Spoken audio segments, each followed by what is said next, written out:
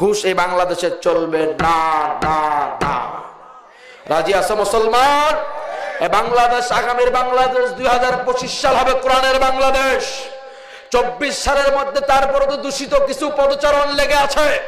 বাংলাদেশের 25 সাল হলো পবিত্র 25 সাল। এই 25 সালে অন্তত কোন ঘুষখোর চিটার বাটপারকে বাংলার যুবকরা ছেড়ে কথা বলবে না। ভাইজান, সৃষ্টি করলেন আল্লাহ 4টা পদার্থ দিয়ে। কয়টা পদার্থ? কয়টা পদার্থ? আমার ভাইয়েরা গভীর মনোযোগ দিবেন। 4টা পদার্থ কি? পিউরিফাই করে রব্বে কারীম একটা বডি বানালেন, লোকটার নাম রাখলেন আদম। থাকার জন্য একটা জায়গা দিলেন, জায়গাটার নাম হলো জান্নাত। আদম আলাইহিস সালাতু ওয়াস সালামকে রব্বে কারীম জান্নাতের মধ্যে বসবাস করার জন্য দিলেন। কিন্তু আল্লাহ ভয় পাচ্ছেন? আরে ভাই, আপনাদের ভয় নাই, ভয় পাইলে আমি পাবো। আমার বাড়ি অনেক দূর, এখান থেকে প্রায় 150 কিলোমিটার। আপনাদের তো ভয় নাই, আছে নাকি? আছে নাকি? মুসলমান ভয় পাওয়া জাতি নয়, মুসলমান বীরের জাতি, ঠিক কিনা? মুসলমান মরতে জানে, ঈমান দিতে প্রস্তুত নয়। এ মুসলমান গর্দান দিবে, মুসলমান ঈমান বিক্রি করে খাবে না। এ মুসলমান 71-এ, বদরে, উহুদে সব জায়গায় মুসলমান রক্ত দিয়েছে, তারপর মুসলমান বাতিলের কাছে মাথা নত করতে পারে না। এ মুসলমান বাঁচতে হলে 1 ঘন্টা সিংহের মতো বাঁচবে মুসলমান, 1000 বছর বিড়ালের মতো মুসলমান বাঁচতে চায় না। মুসলমানের ভিতরে শহীদি তামান্না আছে, ঠিক কিনা? তাদের কিসের ভয়, কি করে পরাজয়, শহীদি তামান্নাতে নাচে তার মন। যারা আল্লাহর কথা বলে, আল্লাহর পথে চলে, আল্লাহকে ভালোবেসে সপেছে জীবন, তাদের কিসের ভয়, কি করে পরাজয়, শহীদি তামান্নাতে নাচে তার মন। যারা আল্লাহর হুকুম মানে, আহকাম মানে চলে, তাদের ভয় আছে। মুসলমান সিংহের বাচ্চার মতো জবাব দিবেন, তাদের ভয় আছে, ভয় আছে। মুসলমান 1000 বছর বাঁচতে চায় না, 1 ঘন্টা বাঁচতে চায়, কিন্তু সিংহের মতো বাঁচতে চায়। কথা বলেন। অল্প সংখ্যা মুসলমান থেকে ভয় পাওয়ার কোন সুযোগ? লক্ষ লক্ষ নাস্তিক বেঈমানদের কাছে বেশি মুসলমানের প্রয়োজন নাই। ইমানদারের বাচ্চা ইমানদার হলে 313 জনই যথেষ্ট। এই ভাই, এই একটাই বাঘের বাচ্চা, বাকি সবগুলো বকরির বাচ্চা। কথা বলতে হবে আমার সঙ্গে। ওই আমি কিন্তু ঘুমানো বক্তা না, আমি কানাও নয়। কানা বোঝেন তো? মনে করছে আন্দারে মন্দারে কোটে বান ওয়াজ করে দাদা। আমি কিন্তু দেখতেছি কয়েকটা মানুষ এখানে আছে, আমার চেয়ে বেশি না কম? আমি তো এটা একলা 1%। আপনারা কি 1%? তা আমার আওয়াজ যদি এত জোরে হয়, বলবেন হুজুর মাইক আছে, মাইক ছাড়াও যদি চিল্লাই ওই মাথা থেকে শুনবে। জবান ছেড়ে কথা বলতে রাজি আছেন তো ইনশাআল্লাহ? রাজি আছেন তো ইনশাআল্লাহ? জি, কথা বলতে হবে দাদা। আমি মিঠাপুকুরের ছেলে, আমার সঙ্গে কথা বলতে হবে। তাহলে আসুন, সে আল্লাহর শুকরিয়া যাপন করছে, জবান ছেড়ে বলে আলহামদুলিল্লাহ, আলহামদুলিল্লাহ। সম্মানিত ভাইগণ, দরুদ ও সালাম মহান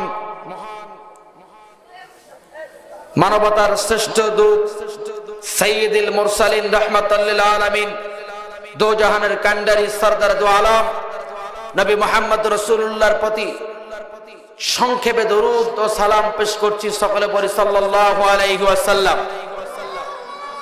সম্মানিত ভাইগণ, আমরা এখানে কি শোনার জন্য বসেছি? বলেন বলেন। আমরা আলোচনা শুনবো কোত্থেকে? আরো জোরে বলেন, কোত্থেকে? আমার হাতে যে গ্রন্থ আছে, এই গ্রন্থের নাম কি? আরো জোরে বলেন, কি নাম? কি নাম? কোরআন থেকে আলোচনা হবে ইনশাআল্লাহ। তবে কোরআন থেকে কথা বলতে গেলে কিছুদিন আগেও অনেক লোক এসে মাইক কেড়ে নিছে। নাই নাই ভাই, নাই নাই ভাই। আমি একটু তাদেরকে বলবো, বাবার বেটা হলে আজকে এসে নিয়ে দেখাও। আছে বুদ্ধি? মুসলমান কলজা টেরা করে ফেলবে বেটা। একটা কথা হলো ভাই, যাই করে না তাই করে, একটা তো লিমিট আছে। নাকি? মানুষের লিমিট আছে না? লিমিট আছে না? আছে। লিমিট ক্রসিং কোন জিনিস আমার আল্লাহ পছন্দ করে? লিমিট ক্রসিং একজন করছিল, আল্লাহ এরে বুঝাইলো, রে ভালো হ, ভালো হ, ভালো হ, সময় আছে। 1 বছর 2 বছর করতে করতে 15 বছর, কয় বছর? যখন দেখছে এর দ্বারা আর ভালো হওয়ার সুবিধা নেই, 1 লাথি মেরে মামুর বাড়ি। এগুলো কি মুসলমান না হিন্দু মানুষ ভাই?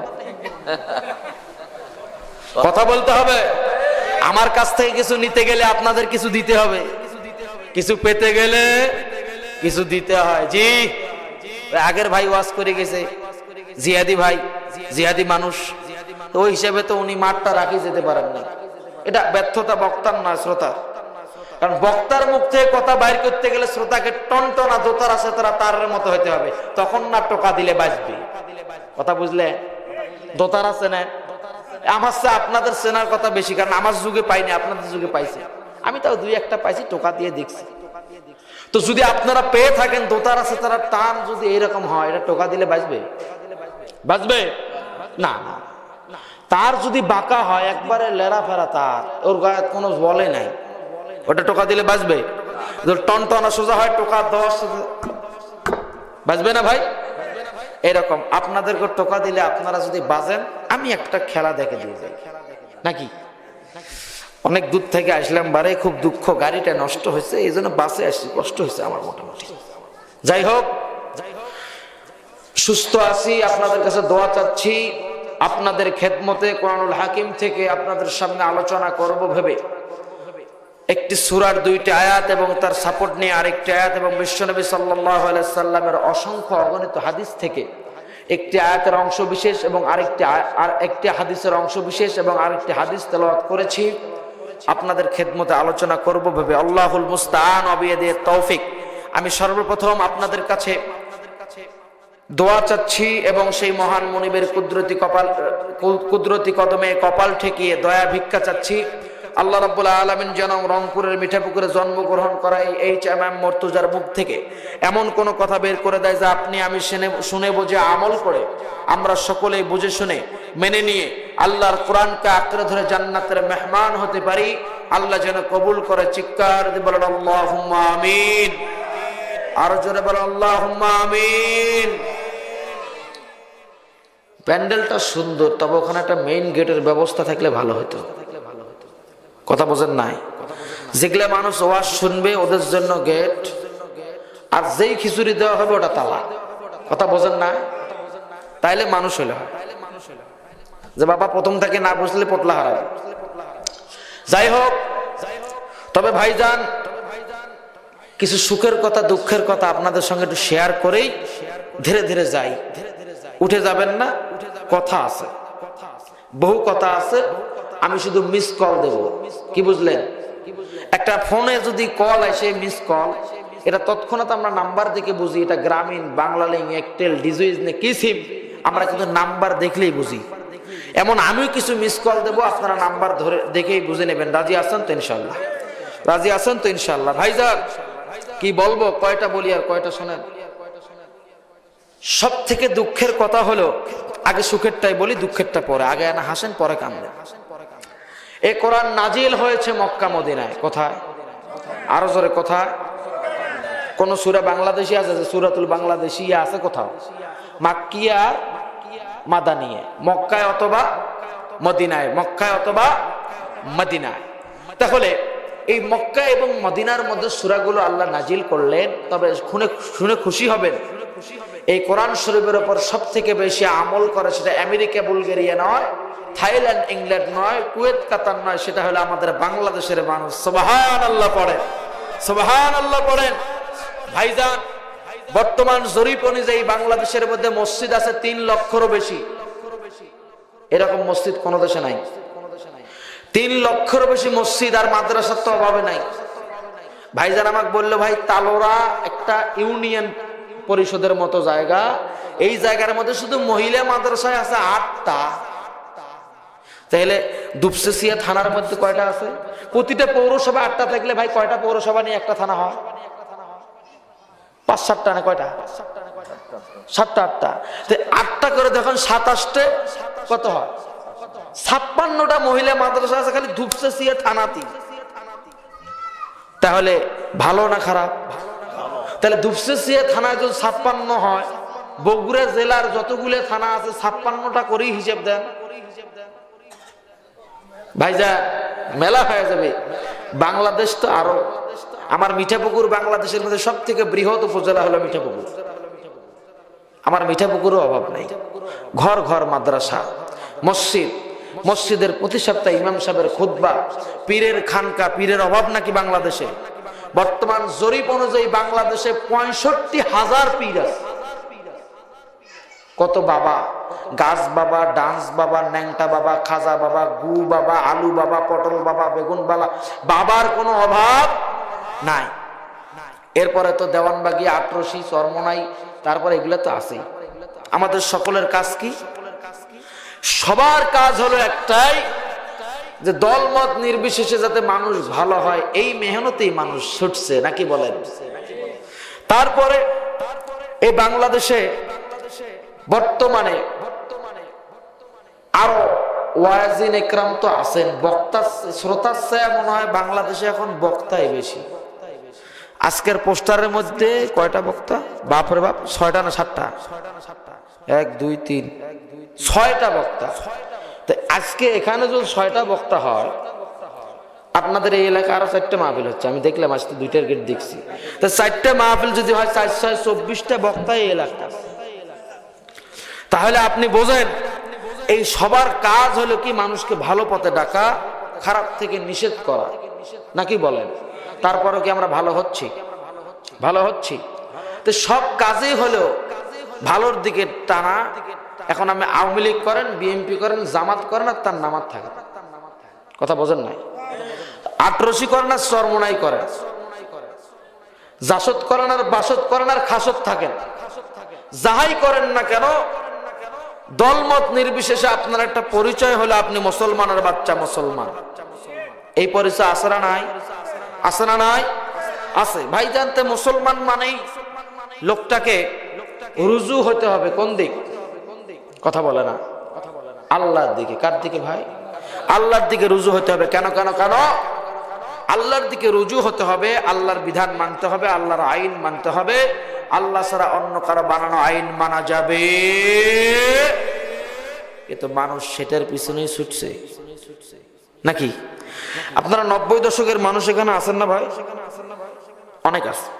90 দশকের রেডিও বেতার বিতানে একটা গান চলতো, শাহজালালের বাংলাদেশ আর শাহপরানের বাংলাদেশ, রহম করো আল্লাহ, রহম করো আল্লাহ। ছিল কি ছিল না? এখন হয়েছে কি জানে?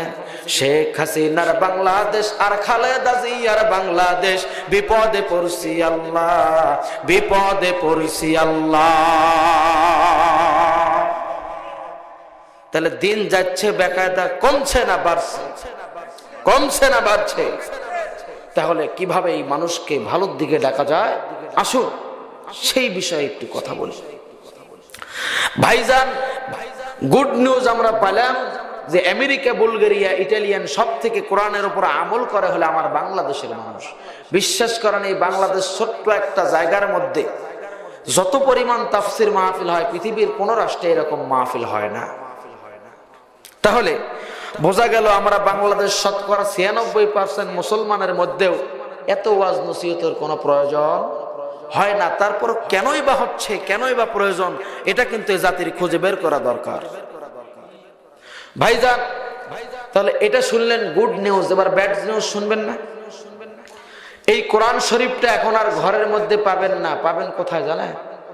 হয় মসজিদে, না ঘরেও যদি পান, উপরেটা তাকের ভিতরে গ্লাভ বান্ধা, কিন্তু 1 ইঞ্চি পরিমাণ ধুলে উপরের মধ্যে কি পরে আছে। কেন? বোঝা যাচ্ছে এটা 3 বছরে কেউ ধরেও না, পরেও না। ঠিক বলছি না বেটি? বানায় বলছি নাকি ভাইজান? তাহলে এটা বোঝা গেল এই কোরআন শরীফের আমল আর বাংলাদেশে হ্যাঁ কথা কন নাই। আগে ফজরের নামাজ পড়ে যখন মুসল্লিরা বাড়ির দিকে যাইতো, ঘর থেকে, মুসলমানের ঘর থেকে আওয়াজ শোনা যেত, গুনগুন গুনগুন একটা আওয়াজ এসে এই কোরআন শরীফটা একটা গুনগুন আওয়াজ আসতো, মুসলমান বুঝতে পারতো যে এই মুসলমানের বাড়ি কোরআনের তেলাওয়াত হচ্ছে। হিন্দুর বাড়ির পিছন দিয়ে গেলে সকালবেলা টং টং টং টং ঘন্টার আওয়াজ পাবেন, ধূপের গন্ধ পাবেন, বুঝবেন এটা হিন্দুর বাড়ি। আর মুসলমানের বাড়ির পাশ দিয়ে গেলে কোরআনের তেলাওয়াত শুনে মানুষ বুঝতো এটা মুসলমানের বাড়ি। ভাইজান, তবে আজ এই 2024 সনে এসে 25 সন, এটা 2025 সালে এসে এই আওয়াজটা কে বা কারা বেদখল দিল, কোরআন শরীফের তেলাওয়াত আর ঘরে হচ্ছে না, এটা কিন্তু এ জাতির খুঁজে বের করা দরকার। আপনারা কি আন্দাজ করতে পেরেছেন আমি কি বলছি? কে দখল দিল? ঘর খুলে দেখবেন। কি আমি বলবো? আমি বলি, আমগোদেশটা ভরে গেছে টিভি সিনেমায়। কথা বলেন। আমগোদেশটা ভরে গেছে টিভি সিনেমায়, জুয়ান বুড়া পোলা মাইয়া সবাই মিলে যায়। সালাম কালাম নাই রে দেশে, দেখলে কয় হাউ আর ইউ, বাংলায় কয় না ভালোবাসি, ইংলিশে কয় আই লাভ ইউ। লিপস্টিকের ভয়ে বাপরে ড্যাডি কই বুলায়, লিপস্টিকের ভয়ে বাপরে ড্যাডি কই বুলায়।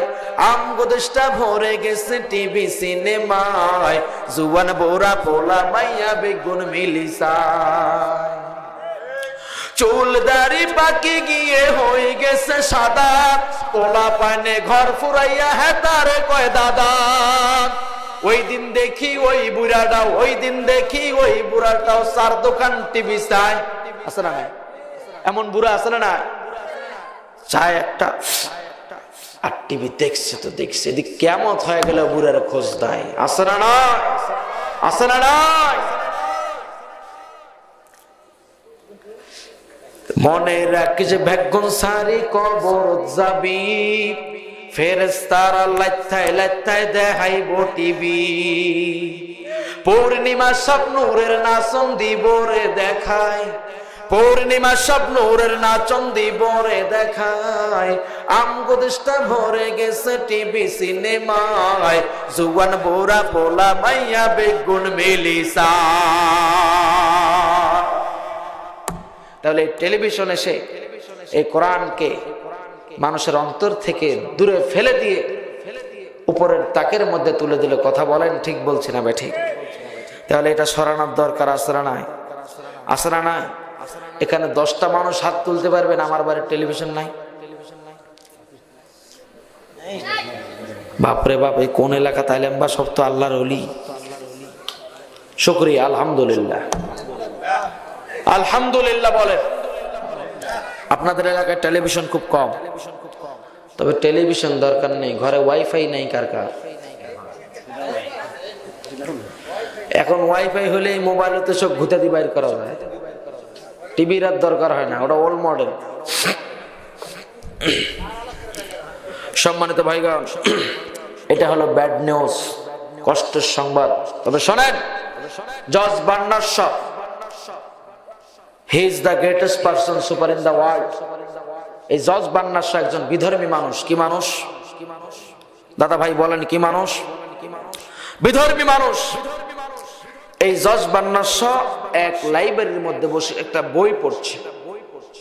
যুবক দাদারা কথা বলো, কি পড়ছে? বই পড়ছে। হঠাৎ করে দুইজন সাংবাদিক এসে জর্জ বার্নার্ড শকে ডাক দিয়ে বলছে, স্যার। জর্জ বার্নার্ড শ টেরেই পায়নি। আবার বলছে, স্যার। টেরেই পায়নি। তৃতীয়বার মুখটা কানের কাছে নিয়ে বলছে, স্যার। জর্জ বার্নার্ড শ কয়, বাবা ডাকলে নাকি? তাহলে কি মনোযোগ ছিল বই পড়ার ভিতরে? কি মনোযোগটা ছিল? এবার বলছে, স্যার 3বার করে ডাকলাম, তারপরে বললেন ডাকলাম নাকি? তখন বলছে, বেটা পরিচয় দাও। বলছে, স্যার আমরা দুইজন দুই পত্রিকার সাংবাদিক। বলছে, কি জন্য আসলা? বলছে, স্যার আপনাকে একটা প্রশ্ন করব, আপনি এই প্রশ্নের জবাব দিবেন, আমরা দুইজন পত্রিকার মধ্যে এটা প্রকাশ করব। বলছে, তাহলে বলো দেখি কি প্রশ্ন। বলছে, স্যার পৃথিবীর মধ্যে এত মানুষ বসবাস করে, হিন্দু খ্রিস্টান বৌদ্ধ আরো কত দল, তাহলে বলেন তো এই পৃথিবীর জমিনের মধ্যে সব থেকে দামি জাতি কোন জাতি? জর্জ বার্নার্ড শ কইছে, বেটা এমন একটা কথা তোমরা বললে, এখন যদি আমি মিথ্যা কথা বলি তাহলে তো তোমরা পত্রিকায় প্রকাশ করবে, আমার প্রেস্টিজ পাংচার হয়ে যায়। আর যদি সত্য কথা বলি আমার বিরুদ্ধে চলে যায়, তারপর যেহেতু পত্রিকায় তোমরা লিখবে, শোনো সত্যি কথাটাই বলছি, এই পৃথিবীর জমিনের মধ্যে যে যত ভকিচকি মারুক আর যে যত উড়াল ফারালে দেখ, পৃথিবীর জমিনের মধ্যে সবথেকে শ্রেষ্ঠ জাতি একটা জাতি, সেটা হলো মুসলমান। চিৎকার দিয়ে বলেন সুবহানাল্লাহ। এবার বলছে স্যার তাহলে নিকৃষ্ট মানুষ কারা, এটাও বলেন। জজ বান্নার কয় নিকৃষ্ট মানুষ ও মুসলমান। নাউজুবিল্লাহ করবেন না। বলছে স্যার একটু আগে বললেন পৃথিবীর মধ্যে সবচেয়ে দামি মানুষ মুসলমান, উৎকৃষ্ট মানুষ মুসলমান, তাহলে আবার বললেন নিকৃষ্ট মানুষ মুসলমান, তাহলে ব্যাখ্যাটা দিয়ে দেন। আপনারা কি ব্যাখ্যাটা শুনবেন? শুনবেন? ব্যাখ্যাটা শুনবেন? আমি বলবো, অপেক্ষায় থাকেন, ব্যাখ্যাটা আমি বলবো। ভাইজান আলোচনা শোনা যাবে তো ইনশাআল্লাহ? কতক্ষণ শোনা যাবে? কতক্ষণ শোনা যাবে? 3 ঘন্টা। দেখি ইনশাআল্লাহ আল্লাহ কি করে। আমরা তাকবীর দেন দেখি, লিল্লাহে তাকবীর, লিল্লাহে তাকবীর, লিল্লাহে তাকবীর। সম্মানিত ভাইগণ, আসুন কোরআনের দিকে আমরা যাই। কোন দিকে যাই? ব্যাখ্যা থাকবে, এটা আমি দেব, এটা থাকলো থাক, ব্যাখ্যা আমি দেব, ব্যাখ্যা শুনেই বাড়ি যাবেন। রাজি আছেন তো ইনশাআল্লাহ? কারণ আপনি কোন পথে আছেন এটা আপনাকে জানতে হবে। আপনি কি উৎকৃষ্ট মুসলমান না নিকৃষ্ট মুসলমান, এটা জানার দরকার আছে না দাদা? একজন হিন্দু বেটা আপনার বিরুদ্ধে না পক্ষে বলে গেল, এটা জানতে হবে। চলেন কোরআন থেকে আলোচনা করি। অনেকক্ষণ কথা হয়ে গেছে। বলছি কোন হুজুর আনলাম টাকা দিয়ে গো, এ কেমন হুজুর খালি কথায় কয়, ওয়াজ করে না, মানুষ বিরক্ত হয়ে যাবে। ভাইজান তাহলে আলোচনা যায়। আমি আপনাদের খেদমতে যে সূরাটার আয়াত তেলাওয়াত করেছি, সূরাটার নাম সূরা আন-নাজিয়াত। সূরার নাম কি হচ্ছে? চিৎকার দিয়ে বলেন, সূরার নাম কি? আন-নাজিয়াত। এই সূরাটিতে আয়াত রয়েছে, সূরাটির ক্রমিক নং 2, ক্রমিক নং 79, ক্রমিক নং 79। কুরআনুল কারীমের কত নম্বর সূরার আলোচনা আমরা শুনবো? 79 নম্বর। সূরার নাম আন-নাজিয়াত, সূরার নাম আন-নাজিয়াত। সূরাটিতে আয়াত রয়েছে 46টি। আয়াত রয়েছে কয়টি? রুকু রয়েছে 2টি। রুকু রয়েছে কয়টি? 2টি। সূরা আমরা যে সূরার আলোচনা শুনবো বা করব, সূরাটির নাম আরো জোরে বলি, নাম আন-নাজিয়াত। আয়াত রয়েছে কয়টি?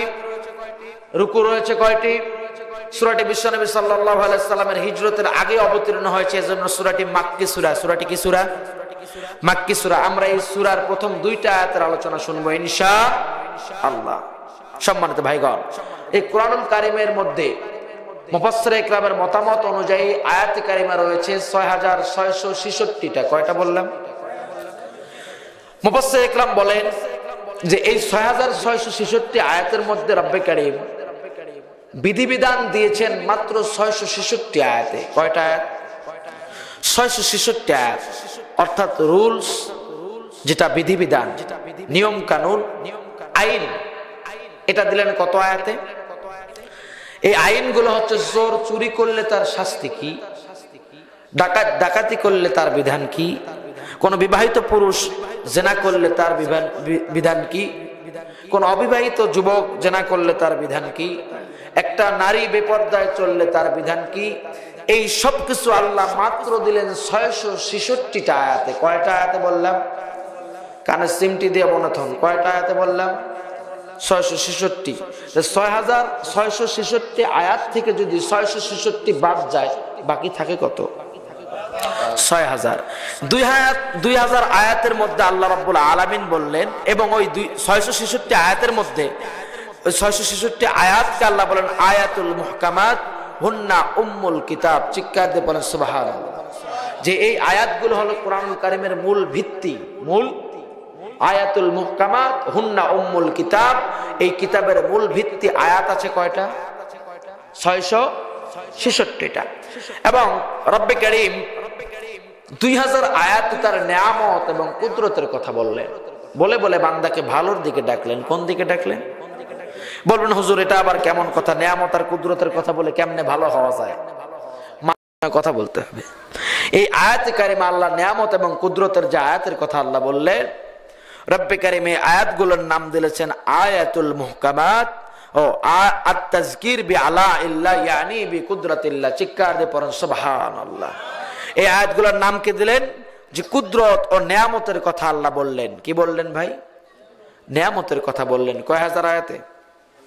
কয় হাজার? 2000 গেল। কয় হাজার? 2666 গেল। বাকি থাকলো কয় হাজার? কয় হাজার? 4000। রব্বে কারিম 2000 আয়াতে অতীতের কিস্সা কাহিনী বলল। কি বলল? কিস্সা কাহিনী। এবার বলুন হুজুর, কিস্সা কাহিনী অতীতের গল্প শুনি মজার জন্য, এটা আবার ভালো হওয়ার পথ কিভাবে? প্রশ্ন জাগে না ভাইজান? ওই এক লোক, এক বন্ধু আরেক বন্ধুরে টাকা ধার দিছে 2 লাখ। কয় লাখ? আর জোরে বলেন কয় লাখ? এখন টাকা ধার দিয়ে এই যা বিপদে পড়ছে, একদম বেকায়দার কথা। বন্ধু যখনই বলে টাকার কথা, বলছে বন্ধু টাকা পয়সা এখন নাই, টাকা চাইও না, মাথা মুতে গরম, কখন কি করে বসি। যে বেটা ধার দিছে চিন্তা করছে এর টাকা দিয়ে এমন আমি ভুল করলাম। এরকম শেষরা বন্ধু আছে না ভাই? আছে না ভাই? তাহলে বলছে যে ঠিক আছে, তাহলে কি করা যাবে? বলছে এগুলা বাদ দাও, বন্ধু আসো চা খাই। কি খাবে? চা খাই। বন্ধুর চা খাওয়ার দাওয়াত দিয়ে বলছে বন্ধু, তালোরা স্টেশনের ওই পাশে যে ওই লোকটা বসে মাঝে মাঝে হুন্ডে নিয়ে বাজারের ট্যাক্স এনে অক্সেনো, বলছে হ্যাঁ, তো বড় সন্ত্রাসী আওয়ামী লীগের লোক। বলছে বন্ধু ওরে টাকা দিছিলাম 10 লাখ। কয় লাখ? কয় লাখ দিছে ভাই? 10 লাখ টাকা দিছে। এখন টাকা দিয়ে এমন একটা অবস্থা, মনে হয় টাকা দিয়ে আমি বিপদে পড়ছি। টাকা যখন চাই বন্দুকের নল বের করে পেটের মধ্যে ধরে, বুকের মধ্যে ধরে, কপালের মধ্যে ধরে। টাকা আমি একদম টাকার আশা ছেড়ে দিছিলাম। তো একদিন হঠাৎ করে দেখি আমাদের বেলঘরিয়ার মধ্যে যে কোনো কাজের জন্য এই লোকটা আসছে, পালসার গাড়ি নিয়ে আসছে। ভাই যেই আসছে থাপ করে কলারটা চেপে ধরে পালসার গাড়ির চাবিটা নিছি। নেওয়ার পর ওরে আমি ডাক দিয়ে নিয়ে এলাকার পোলাপান্ডে দিয়ে আগে জরবান সাদিদানের গর্দান কিছুক্ষণ দিছি। দেওয়ার পর এর বউরে ফোন দিয়ে বলছে তুমি কি অমুকের স্ত্রী? বলছে হ্যাঁ অমুকের স্ত্রী। তখন বলছে যদি পালসার গাড়ি এবং নিজের স্বামীকে বহাল তবিয়তে ফিরে পাইতে চাও, তাহলে 10 লক্ষ টাকা নিয়ে বেলঘরিয়া বাজার আসি দেখা করো। বন্ধু টাকাটা আমি উদ্ধার করছি।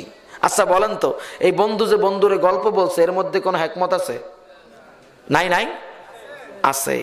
বন্ধু বন্ধুরে বুঝাইছে আমি যদি গুন্ডার কাছে 10 লাখ আদায় করতে পারি, তুই তো বন্ধু লোক, তোর মাত্র 2 লাখ, তোরটাও আদায় হবে। আল্লাহ এরকম কিস্সা কাহিনী বলে মানুষকে সাবধান করলো। কোরআনুল কারিমের সব থেকে বেশি যার কিস্সা কাহিনী আল্লাহ বলছে, বলেন তো কি নাম? কি ওই লোকটার জানেন না কেউ? ফেরাউন। ফেরাউন। আচ্ছা বলেন তো এই ফেরাউনটা আল্লাহ ধরছে না ধরে নাই? ধরছে না ধরে নাই? কোথায় ধরলো? শুকানো জায়গায় না পানিতে? আল্লাহ এর কিস্সা কাহিনী বারবার আপনাকে বলার দরকার আছে? কেন বলল? আল্লাহ বুঝালো বান্দা আমি জানি শুধু তাগুত মুসার জামানা নয়, মুহাম্মদ সাল্লাল্লাহু আলাইহি সাল্লামের জামানা থেকে শুরু করে নিয়ে পৃথিবীর কিয়ামতের আগ পর্যন্ত এরকম তাগুত স্বৈর শাসক থাকবে। আমি রব্বে কারীম বুঝালাম বান্দা শোন, এরকম স্বৈর শাসক যারা হবে এদেরকে ঠান্ডা করার জন্য বাংলাদেশের নদ নদী সহ বঙ্গোপসাগর আমার রেডি আছে। তাহলে এরকম তাগুত কখনো হওয়া যাবে না, না লাথি মারবে বাংলাদেশে, পড়বে গিয়ে দিল্লিতে। কথা বলেন ঠিক বলছি না বেঠি? আল্লাহ বুঝালো এরকম তাগুত থাকবেই, থাকবে।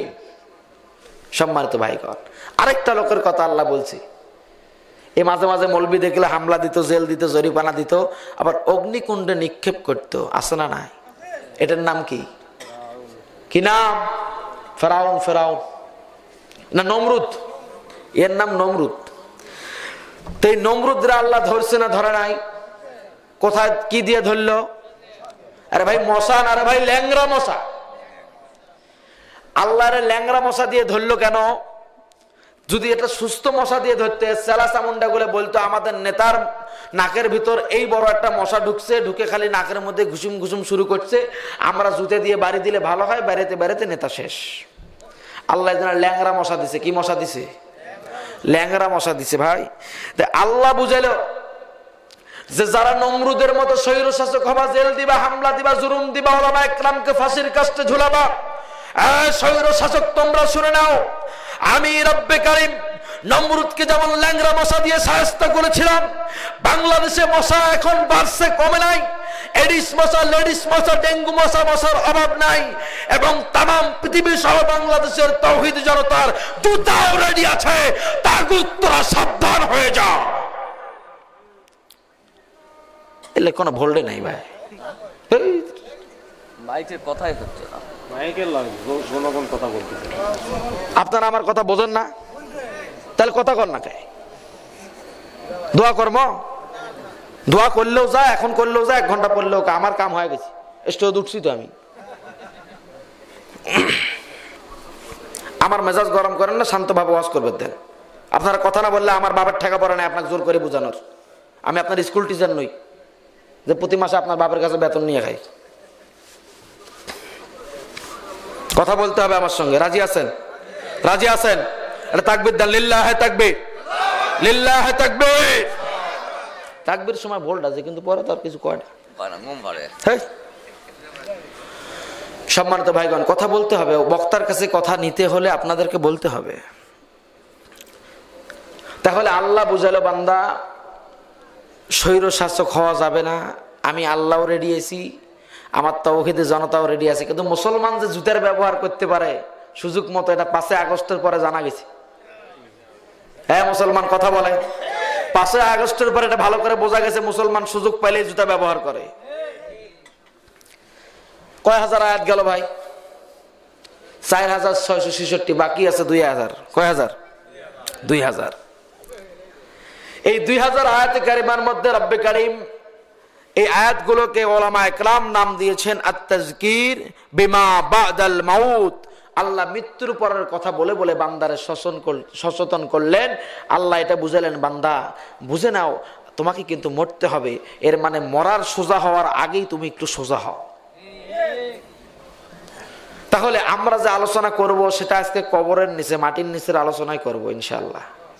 তবে মাটির নিচের আলোচনা আর আসমানের আলোচনাও যে গরম হবার পারে, এটাই অল্প একটু পর টের পাবে। ধৈর্য ধরে।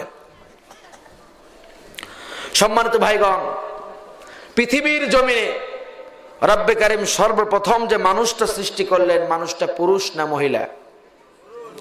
আরো জোরে বলেন, পুরুষ না মহিলা? কি নাম? আদম।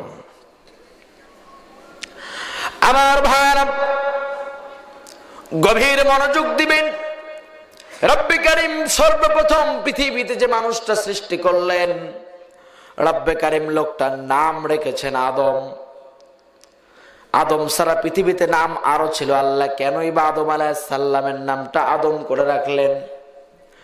এখান থেকে বাসায় গিয়ে তাফসীর খুলে দেখবেন, আব্দুল মাজিদ জরিয়াবাদী রাহমাতুল্লাহ আলাইহি তিনি তাফসীরে মাজদির মধ্যে কথাটা উল্লেখ করেছে। মুসলমান, রব্বে কারিম এত এত নাম থাকার পরেও কেনই বা আদম আলাইহিস সালামের নামটা আদম করে রাখলেন? রব্বে কারিম আদম আলাইহিস সালামের নামের জায়গায় অন্য কোন নাম রাখতে পারতেন, কেনই বা আল্লাহ আদম আলাইহিস সালামের নামটা আদম রাখলেন? আদম শব্দের অর্থ আব্দুল মাজিদ জরিয়াবাদী রাহমাতুল্লাহ আলাইহি বলেন, আদম শব্দটা সমার্থক শব্দ। আর এই আদিম থেকে আদম আল্লাহ নিয়ে এসেছেন। আদিম শব্দের অর্থ হচ্ছে মাটির অপরিভাগ। আর রব্বে কারিম এই মাটি দ্বারা আদম আলাইহিস সালামকে সৃষ্টি করার কারণেই আমার রব্বুল আলামিন আদম আলাইহিস সালামের নামটা আদম করে রেখেছেন। চিৎকার দিয়ে বলে দিবেন সুবহানাল্লাহ। মাটি দিয়ে বানানোর কারণেই আদম আলাইহিস সালামের নামটা আদম রাখলেন। কে রাখলেন? কে রাখলেন? তৈরি করলেন 4টা পদার্থ। কয়টা পদার্থ? কথা বলেন, কয়টা পদার্থ? বাতাস, খাক, বাত, আগুন, পানি, মাটি, বাতাস। 4টা বিপরীতমুখী পদার্থকে কিউরিফাই করে, মনোমৈথুন করে রব্বে কারিম একটা বডি বানালেন। নাম দিলেন কি? হ্যাঁ, কথা বলে না ভাই। নাম দিলেন কি? আদম। একটা পদার্থ আরেকটা পদার্থের ক্ষতিকারক। বিজ্ঞানের সায়েন্সের স্টুডেন্ট নাই রে এখানে? আগুন পানির শত্রু নাকি? হ্যাঁ, বিপরীত না? আগুন পানিরে জলীয় বাষ্প করে উড়ায় দিতে পারে, পারে না? আবার পানি আবার আগুনরে নিভায় দেওয়ার শক্তি আছে না নাই? আছে। তাহলে এই একটা পদার্থ আরেকটা পদার্থের ক্ষতিকারক, তাহলে মানুষের বডির ক্ষতি হতে পারে যে কোনো সময়, হতে পারে না? সম্মানিত ভাইগণ, চারটা পদার্থ দিয়ে মনোমৈথুন করে ডিস্টারবেশন করে অ্যাড করে রব্বে কারিম একটা বডি বানালেন, লোকটার নাম দিলেন আদম। একটা পদার্থ আরেকটা পদার্থের ক্ষতিকারক, একটা পদার্থ যেন আরেকটা পদার্থের ক্ষতি না করতে পারে, আগুন যেন পানিটারে জলীয় বাষ্প করে উড়াইয়া দিতে না পারে, আবার পানি যেন আগুনটারে নিভাইয়া দিতে না পারে। এজন্য রব্বে কারিম একটা লোকের বডির ডিস্টারবেশন ঠিক রাখার জন্য কোন তথ্যদাতা বলেছেন একটা মানুষের বডির ভিতরে চিকন এবং মোটা রগ আমার আল্লাহ দিয়েছেন ৯৭,০০০ কিলোমিটার। সুবহানাল্লাহ, তো আসতে বললেন। কত কিলোমিটার দিলেন? ৯৭,০০০ কিলোমিটার চিকন এবং মোটা রগ যিনি দিলেন তিনি কে? আরো জোরে চিৎকার দিয়ে বলেন তিনি কে?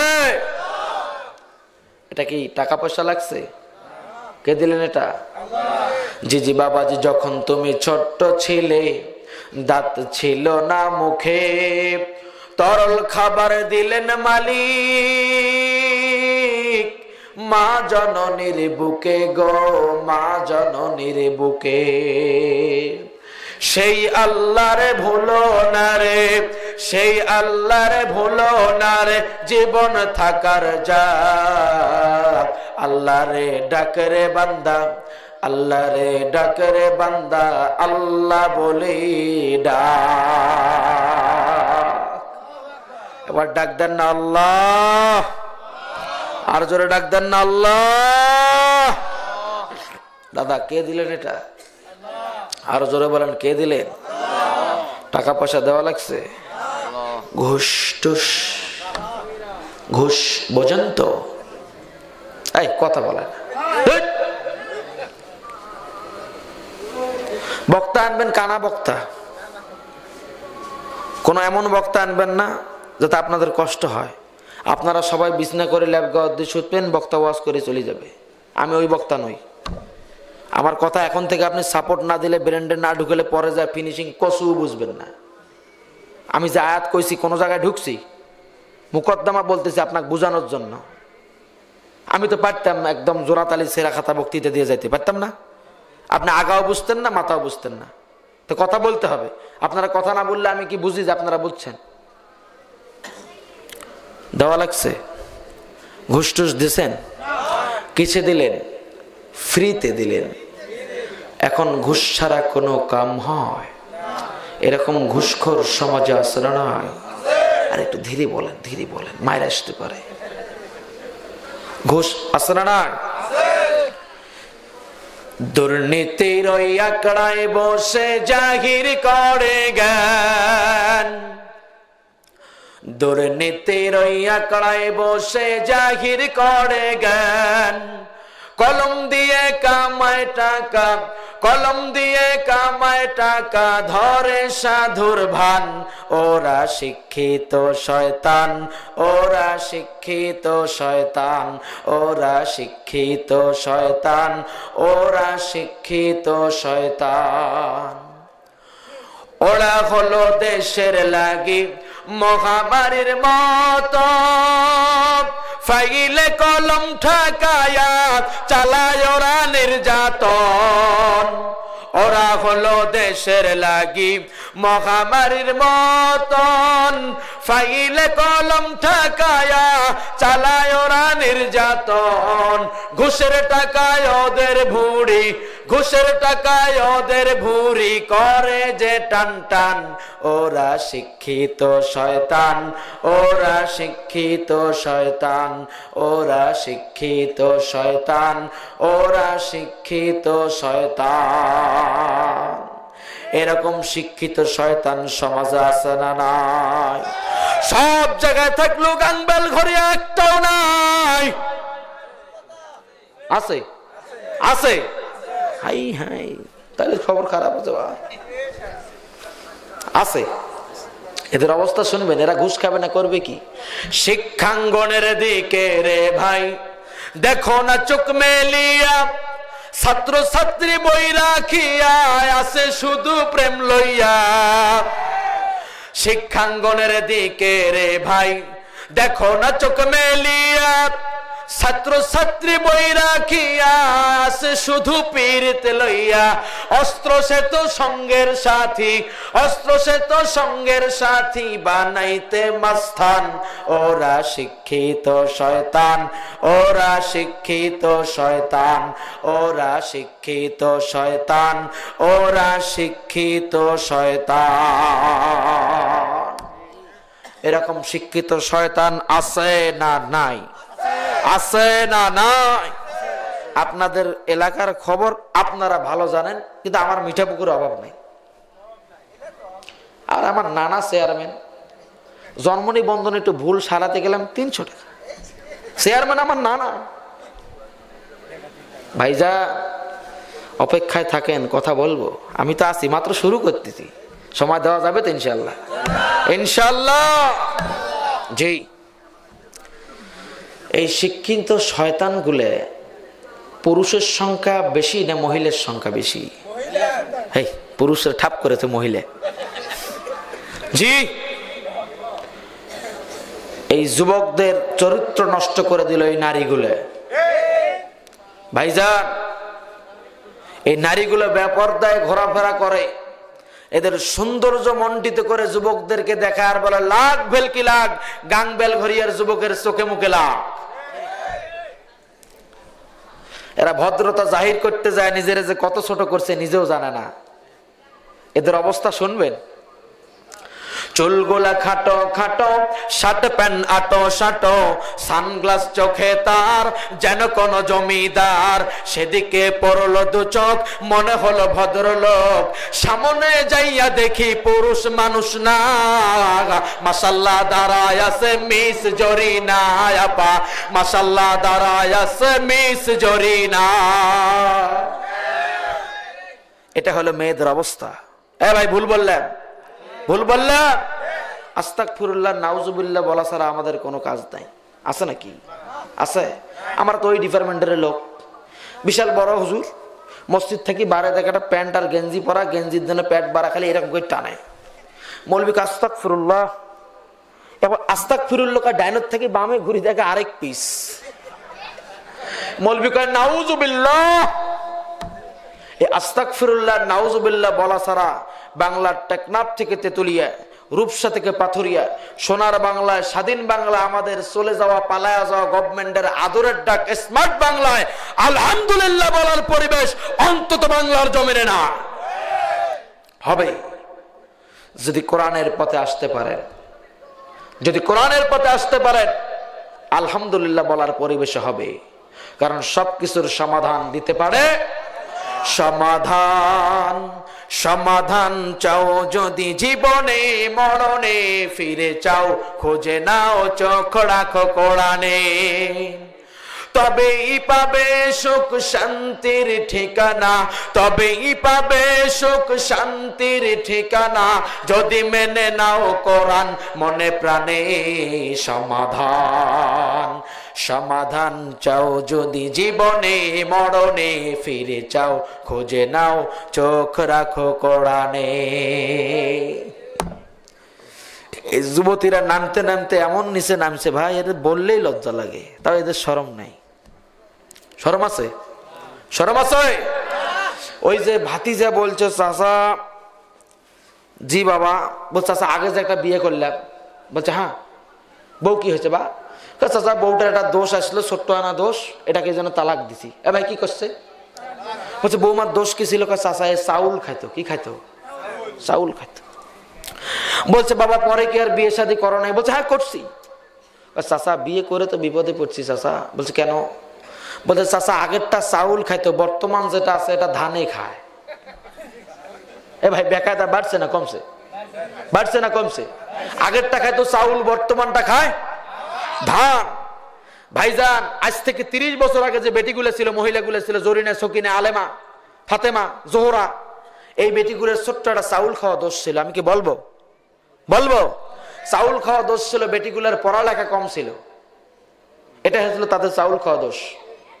ওদের পড়ালেখা ছিল কম, কিন্তু ওদের বড় ছিল ঘোমটা। আর ওই মেয়েগুলো আজকে 24 সনে এসে 25 সনে এসে অতিরিক্ত পড়ালেখা করে জাতির সামনে আদানেনটা। ঠিক আসতে বলে কেন? আসতে ঠিক বলবে না, বউয়ের হাতে মার খাওয়ালো।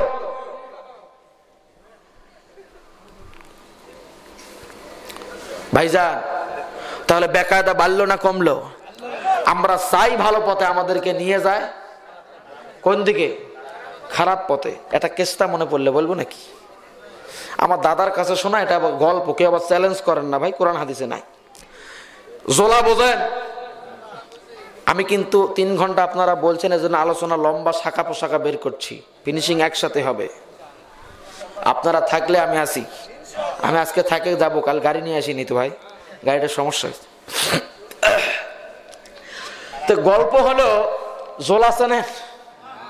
এই জোলা তো জোলা সরল সোজা মানুষ বলতে এদেরকে বোঝা হয়। জোলা বউরে বলছে, বউ তোমার কাছে 10 টাকা আছে? বলছে হ্যাঁ আছে।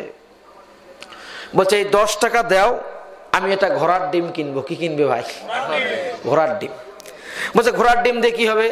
বলছে ঘোড়ার ডিম থেকে বাচ্চা হবে, এই বাচ্চা বড় হবে, একটা গাড়ি বানাবো, এই গাড়ি দিয়ে মাল টাল টানবো, টানিয়েই ধীরে ধীরে পয়সা হবে, সংসার চলবে। হায় রে জোলার বুদ্ধি। তো সব বাজারে গেছে ঘোড়ার ডিম নেয়, এক বুদ্ধিমান দোকানের কাছে গেছে, বুদ্ধিমান তো নয়, সিটার। বলছে ভাই ঘোড়ার ডিম আছে, আমি বিক্রি করে বাঙ্গি চেনে, বাঙ্গির সাদা রং করে দিছে। বলছে শোনো, দেখো না ডিম ফাটে গেছে। বলছে হ্যাঁ। বলছে খবরদার কোনো জঙ্গলের পাশে যেন রাখো, তাহলে কিন্তু বাচ্চা হয় দৌড় মারবে, তাড়াতাড়ি সোজা বাড়ি নিয়ে যাবা। জঙ্গলের পাশে গিয়ে একটু প্রকৃতির ডাকে জোলা চলে গেছে জঙ্গলের ভিতর, এটা রাস্তার ধারে রাখছে। হঠাৎ শিয়াল পাইছে বাঙ্গির গন্ধ। শিয়াল বাঙ্গির গন্ধ পেয়ে অর্ধেক বাঙ্গিনে কামড় দিয়ে নিয়ে দিছে জঙ্গলে দৌড়। জোলা দূর থেকে দেখো এই তো ঘোড়ার বাচ্চা হয়, দৌড় দিল রে, পিছে পিছে দৌড়। এখন জোলার চিন্তা হলো ঘোড়ার বাচ্চা তো দুধ খাওয়া দরকার, আমি নাহলে ফিডারত করে দুধ খেলাম, আমি দুধ খাবে কই? নিশ্চয়ই রাজার বাড়ি গেছে। রাজার বাড়ি গেছে, ঘোড়াশালার মধ্যে বহু ঘোড়া বন্দি। জোলা এখন রাতের বেলা অন্ধকার, তো আগে তো আর বাতি ছিল না, চেরাক্স বাতি, শুধু ওই আগুন জ্বলতো গেটের সামনে, ভেতরে তো অন্ধকার। এখন ভেতরে যা দেখে অনেক ঘোড়া, মনে হচ্ছে একটা নিয়ে চলে যাবো, একটা তো দিছি। এখন ওই জায়গার মধ্যে প্রতিদিন একটা বাঘ আসতো। কি আসতো ভাই? বাঘ আসতো। তো এই বাঘ একটা করে ঘোড়া খাইতো, আহার হতো, ভোরবেলা চলে যেত। ঘটনাক্রমে সেদিন বাঘ যে ঘোড়াটা খাইছে এটা একটু বড় সড়ো ছিল, পেটে প্রচুর লোড হয়ে গেছে, আর উঠতেও পারে না, নড়তেও পারে না। তো বাঘ চিন্তা করলো শুয়ে একটু রেস্ট করি, রেস্ট করে আমি তারপর চলে যাব। এখন ভোরবেলা যখন হসে, জোলা ভাবছে এখানে থাকলে তো আমাকে রাজা আটকাবে, ঘোড়া চোর মনে করে আমার ঘোড়া আমি নিয়ে চলে যাই। ঘোড়া মনে করে বাঘের পিঠের মধ্যে বাঁধছে গদি। এবার ঘোড়ার পিঠের মনে করে বাঘের পিঠে চড়ে পিছনে চাবুক দিয়ে বাড়ি মারছে। বাঘ তো মনে করছে সর্বনাশ, পিঠে কি উঠলো বা, এক লাফ দিয়ে প্রাচীর টপকে দিছে দৌড়। এখন যেই বাঘের কাজ হলো জঙ্গলত যাওয়া, আর জোলার কাজ হলো রাস্তায় নেওয়া। জোলা যতই রাস্তার দিক টানে, এই খালি জঙ্গলের দিকেই যায়। হঠাৎ করে সকালবেলা ভোর থেকে ঘুম ভেঙে দেখে হাইরে সর্বনাশ, ঘোড়া মনে করে আমি জোলা চড়ছি বাঘের পিঠত। জনগণ 15 বছর আগে ভোট দিয়ে যারা পার্লামেন্টের প্রতিনিধি বানালো, জনগণ চিন্তা করেছিল কোরআনটা তাকে দিয়ে, কোরআনের আইন মতো বাংলাদেশের আইন কানুন চলবে। কিন্তু সে তো সবসময় ইহুদি খ্রিস্টানের পা চাটা গোলাম, এজন্য সে শুধু আইন কানুনের দিকে চলে, ভারত আর হিন্দুদের। কিন্তু মুসলমান চিন্তা করে হায় রে, এরে টানি রাস্তায় যায় জঙ্গলে, যেই শুভে সাদিক হলো মুসলমান দেখে হায় রে, এটা তো আর বাঘ, এটা তো আর ঘোড়া নয়, এটা তো বাঘ, এ কার পিঠে উঠলা? মুসলমান সকাল হলে টের পেয়েছে, কিন্তু আগে মুসলমান বোঝে নাই। এবার বাঘের পিঠে পড়ে তো বিপদ, এখন নামতে তো হবে, দরকার আছে না ভাই? আছে না ভাই? এবার জঙ্গলের ভিতর দিয়ে যায়, দেখে একটা শুকনা আম গাছের ডাল। বাঘ করছে এর নিচ দিয়ে গেলেই ফট করে ওটা ধরে আটকে যাব।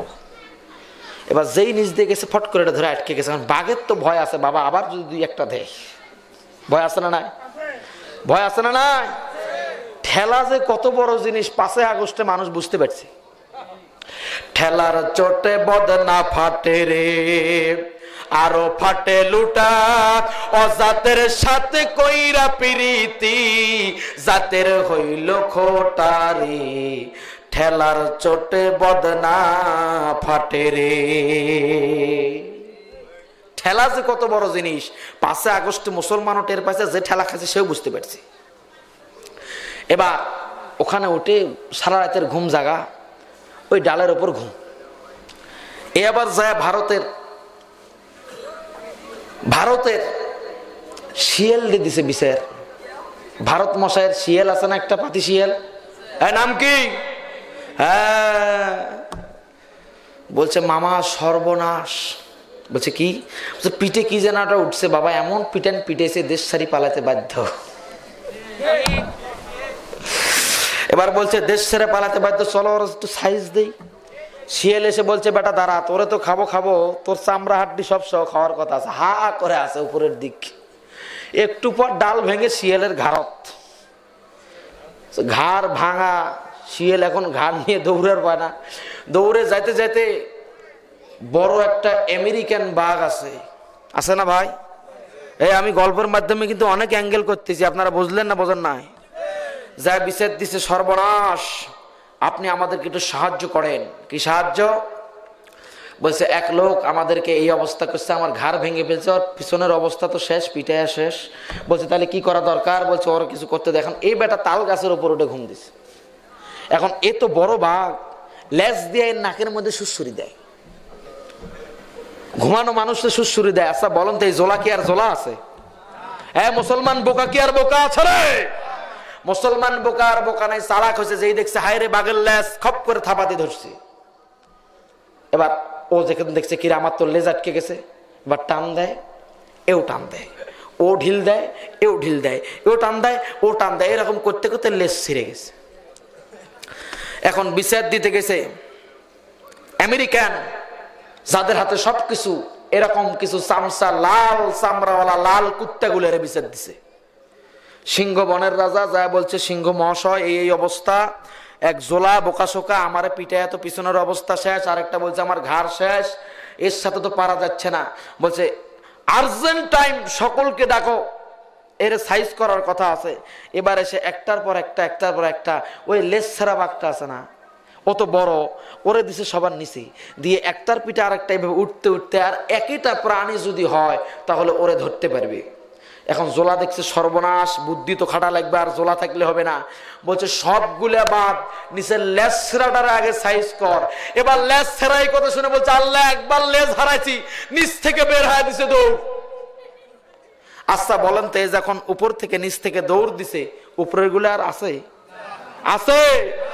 এ ভাইজান 5 আগস্ট এইরকম হয়েছে, নিচের লেজ ছেড়াটা দৌড় দিয়ে শিয়ালগুলা একটার উপর আরেকটা পরে, এরা এখন ঘর বন্দী হয়ে লুকিয়ে আছে। নিচেরটা চিন্তা করছে উপরের গুলা যা হয় হোক, চালা চামুন্ডা নিজে আগে বাঁচো। ভাইজান এই বেচারি একটা আইন করছিল মেয়েদের ব্যাপারে, আইনটা শুনবেন। যে আমার বাংলাদেশের কোন যুবক যদি কোনো মেয়ের গায়ে অবৈধভাবে হাত দেয়, রেপ করে, ধর্ষণ করে, ছেলেটা জেল হয়, জরিমানা হয়, হয় না ভাই? মুসলমান কথা বলেন, হয় না? হয়। মুসলমান কথা শোনেন, কথা আছে, বহু কথা আছে ভাইজান, মনে বহুত দুঃখ, এবছর একটু প্রকাশ করছি। গত বছর 10 নভেম্বর স্টেজ থেকে ঝাঁপ দিয়ে পালে গেছি, বাহ সেই চ্যাংরা আমি। থামেন, এখন তো আর ওই ভয় নাই, আছে নাকি? থাকলেও পালার বুদ্ধি নেই। ভাইজান আইন করলো যে বাংলাদেশের কোন যুবক যদি যুবতীকে অবৈধভাবে রেপ করে, ধর্ষণ করে, ছেলেটার জেল হয়, জরিমানা হয়, হয় না ভাই? হয় না ভাই? হয়। তো এই আইন করার পর আইনটা কেমন হলে আমি একটা কমেন্ট করব। তালোরা বাজার থেকে লইট্টা মাছের বড় বড় শুটকি আনছেন, বউ বলছেন পেঁয়াজ রসুন দিয়ে সুন্দর করে ভুনা করার জন্য। ভুনা করছে, বাসায় একটা বিড়াল ছিল, মোটা তাজা নাদুস নদুস বিড়াল। বিড়ালকে বলছে বিড়াল, মাছ যদি ভুলেও বোলাও বোঝেন তো আমার আনসার, মানে ধরো, মাছ যদি ভুলেও ধরো, খাওয়া তো দূরের কথা, ধরলেই 44। আচ্ছা 44 হোক আর কিছু হোক, ফাঁসির অর্ডারও যদি হয়, বিড়াল মাছ খাওয়া থেকে আটকানো যাবে? বিড়াল বলছে মাছ আর ঢাকে নাই, মাছ আর ঢাকে নাই। বিড়াল চিন্তা করছে 44 হোক আর ফাঁসি হোক, যাবজ্জীবন কারাদণ্ড হলে আগে খায়া লওয়া লাগবে, তারপর যা হবে সেটা পরে। ভাইজান সে আইন করলো, পর্দার আইন বাংলাদেশে না করে তিনি একটা আইন করলো বাংলাদেশের যুবকের বিরুদ্ধে। হ্যাঁ মুসলমান শোনেন, এই আইনটা এমন হলো, বিড়ালকে যেমন শুটকি মাছ না ঢেকে শুটকি মাছ খাওয়ানো থেকে বন্ধ করা সম্ভব নয়, এই আইনটা ওই রকমে করলো, যুবতীদেরকে আদালেন্টা করে বাংলার জমিনে ছেড়ে দেওয়া হলো, আর যুবকদের বিরুদ্ধে মামলা হামলার ভয় দেখা হলো। বাংলার জমিন থেকে আল্লাহর কসম সালাসা মাররা, 3 বার করে আল্লাহর কসম করে বলছি, একটা দিনও ইফটিজিং করা বন্ধ করা সম্ভব নয়, সম্ভব নয়, সম্ভব নয়। ভাইজান এই কোন আইন হলো? আইন হলো? হ্যাঁ, এই মেয়েগুলা রাস্তাঘাটে যেভাবে চলাফেরা করে, আল্লাহর কসম করে বলছি, আমার এই সোনার টুকরা যুবকরা যদি শুধু ভদ্র সভ্য না হতো, প্রতিদিন 1 জন 2 জন নয়, 100 জন 1000 জন নয়, লক্ষ মেয়ে ধর্ষিত হয়ে ঘরের ভিতরে ফিরত। কিন্তু আমার বাংলার যুবকগুলা ধৈর্যশীল, আমার বাংলার যুবকগুলো হিংস্র পশু নয়, আমার বাংলার যুবকগুলো কোরআনওয়ালা যুবক, আমার যুবকগুলো আল্লাহর রাসূলের প্রেমের যুবক। এজন্য যুবকদের হাত থেকে এরা সহি সালামত আবার বাড়ির ভিতর ফিরতে পারে। তাছাড়া এরা যেভাবে চলাচল করে, একটাও ধর্ষিত না হয়ে বাংলার জমিন থেকে ফিরে যেতে পারতো না। তাহলে তুমি বাংলার যুবকের বিরুদ্ধে কি পাইছো? হ্যাঁ, কি পাইছো? আইন করো, পার্লামেন্ট থেকে একটা ঘোষণা হবে, একটা মেয়ে যদি পর্দা ছাড়া বাইরে বের হও, পায়ের নলি কেটে দেওয়া হবে। খোদার কসম, তোমার পুরুষের বিরুদ্ধে আইনের দরকার নাই, এমনি বাংলাদেশ থেকে ইফটিজিং বন্ধ হয়ে যাবে, এমনি বাংলাদেশ থেকে ধর্ষণ বন্ধ হয়ে যাবে। ভাইজান পেপার পত্রিকা অথবা নিউজ চ্যানেলে দেখেছেন, একটা আন্দোলন বের হয়েছিল এই তো গত 23 সালে, আমরা পোশাকের স্বাধীনতা চাই। তাহলে পোশাকের স্বাধীনতা চাও, তোমরা প্যান্ট পরবা, প্যান্ট পরে যদি পোশাক করতে চাও, সেনে তোমার কোনো কাজ আছে? তাহলে প্যান্ট পরতে চাও কেন রে বেয়াকুব? কি বুঝাতে চাও? নিজেকে পুরুষ দাবি করতে চাও? একটা মহিলার 3টা কাজ বেশি, এরা সমান অধিকারের নামে স্লোগান দেয় যে আমাদের দাবি হলে সমান অধিকার দাও। সমান অধিকার কি কোশ্চিন কালে দেওয়া সম্ভব? হ্যাঁ মুসলমান কথা বলেন, সম্ভব? একটা মহিলার 3টা কাজ বেশি। কয়টা কাজ? হামেল, অজে হামেল আর রিজালাত। কথাটা যদি আরবিতে হয়ে গেল, বাংলায় বলছি, গর্ভ ধারণ করা, সন্তান প্রসব করা এবং বুকের দুধ পান করানো।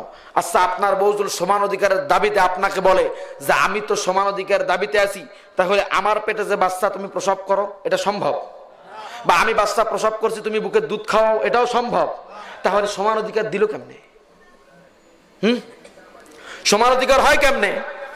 সমান অধিকারের একটা গল্প মনে পড়লো ভাই, কথা হলো লতা যেদিক টাইমেন সেদিকে, মূল কথা নাই, এমনি খালি ছাতার মাথা। যাই হোক, বলে দিয়ে যায় যেহেতু পয়েন্ট চলে আসছে। আপনারা তো আছেন নাকি? আছেন তো? আলোচনা শোনা যাবে তো ইনশাল্লাহ? আমি মূল টকিবে আলো ঢুকিই নেই, ওটা ঢুকলে তো তাও 1.5 ঘন্টা লাগবে। হ্যাঁ, আমাকে বলা হয়েছে ভাই জনগণ যতক্ষণ আছে আপনি চালান, আপনারা থাকবেন তো? কে কি বলে আমি কারো কথা শুনি না। এখন আমার হাতত মাইক, চেয়ার যার ক্ষমতা, হ্যাঁ চেয়ার যার ক্ষমতা, চেয়ার যতক্ষণ আছে 15 বছর হোক আর 16 বছর হোক, ক্ষমতা আমারই থাকবে। যতক্ষণ চেয়ার থাকবে কথা আমি বলবো, অন্য কারো কথা হবে না। যতক্ষণ চেয়ার থাকবো বাঘের বাচ্চার মতো থাকবো, বাতিলের শক্তির কাছে মুসলমান মাথা নত করবে না। ভাইজা, তাহলে সমান অধিকারের দাবিতে গাজী আল ফরহাদ একটা বই লিখছে, কুষ্টি পাথরের নারীর মর্যাদা। বইটা যদি যুবক তোমরা পাও, কিনে পড়বা। পাহাড়ি অঞ্চলে স্বামী আর স্ত্রী 2 জন বসবাস করে। কয়জন? 2 জন। তো এই 2 জন বসবাস করছে পাহাড়ি অঞ্চলে। এখন প্রচন্ড বাতাস, ঘূর্ণিঝড়। এমন সময় স্বামী বলছে, বিবি আমার তো সমস্যা, প্রস্রাবের চাপ দিছে, প্রস্রাব করা লাগবে। বলছে ঘরের দরজা খুললে যদি বাতাস ঘরে ঢোকে তাহলে ধাক্কা মেরে ঘর নিয়ে যাবে। এক কাজ করো, জানালাটা একটু খুলে আমি বসি, আমার ঘাড়ে উঠে তুমি বাইরে প্রস্রাব করে দাও জানলা দিয়ে, কারণ পাহাড়ি ঘরের জানলাগুলো একটু উঁচু হয়। এবার তাই করছে। কিছুক্ষণ পর স্ত্রী বলছে, স্বামী এখন তো আমার সমস্যা, প্রসাব করা দরকার। বলছে প্রসাব করবা, ঠিক আছে করো, তাহলে কি করা লাগবে? তুমি তো মেয়ে মানুষ, দরজা খোলা ছাড়া বুদ্ধি নাই। এবার দরজা খুলছে ভাই, দরজা খুলতে জানা, বলছে একটু আগে যে আমরা নিয়ম অবলম্বন করেছি ওটাই হবে, আমি তোমার ঘাড়ে উঠে প্রসাব করব। তখন স্বামী তো দেয় না, বলছে দিবি না মানে তুই কি জানিস সমান অধিকার এখন নারী পুরুষের? এখন বেচারা তো সমান অধিকার সিপাই করে বলছে আচ্ছা ঠিক আছে কি আর করা যাবে। বেচারা বসছে ভাই, বসে এবার ঘাড়ের মধ্যে বউ উঠে বাইরে প্রসাব করবে, যেই প্রসাব করছে আর ধপাস করে ঘাট থেকে ফেলে দিছে। বলছে সর্বনাশ, আমার ঘাড়ে উঠে তুমি প্রসাব করলে, আমি তো ফেলে দেই নাই, তুমি ফেলে দিলা। বলছে হায় রে, তুই সমান অধিকারের দাবিতে আমার ঘাড়ে উঠে প্রসাবটা বাইরে না রে আমার ঘাড়ে করছিস, কিন্তু আমি তোর ঘাট থেকে প্রসাব করছি বাইরে। আজকে তোর সমান অধিকার কারে কয় হাতের লাঠি দিয়ে তোরা বুঝাবো। সমান অধিকার যদি তুই চাস আমার ঘাট থেকে বাইরে প্রসাব করে দেখা, না হলে তোর খবর খারাপ আছে। তাহলে সমান অধিকার সম্ভব? সম্ভব, কোশ্চেন কালো সম্ভব। ভাইজান ফিরে যাই, যে আলোচনা করছিলাম মনে আছে তো নাকি? আছে তো? আল্লাহ মানুষ সৃষ্টি করলেন, কোন ঘুষ টুস নিছে? নিছে? হায় রে ঘুষখোর। কয়টা বলবো আর কয়টা শুনবেন? বহু কথাই মাথার মধ্যে জমা, কয়টা বলবো? ভাইজান কোন ঘুষ টুস নেয় নাই। ঘুষের একটা গল্প বলি। এই ঘুষখোরের বিচার কোন জায়গায় হয়? হয়? হ্যাঁ মুসলমান কথা বলো, ঘুষের বিচার হয়? বিচার দিবেন কারে?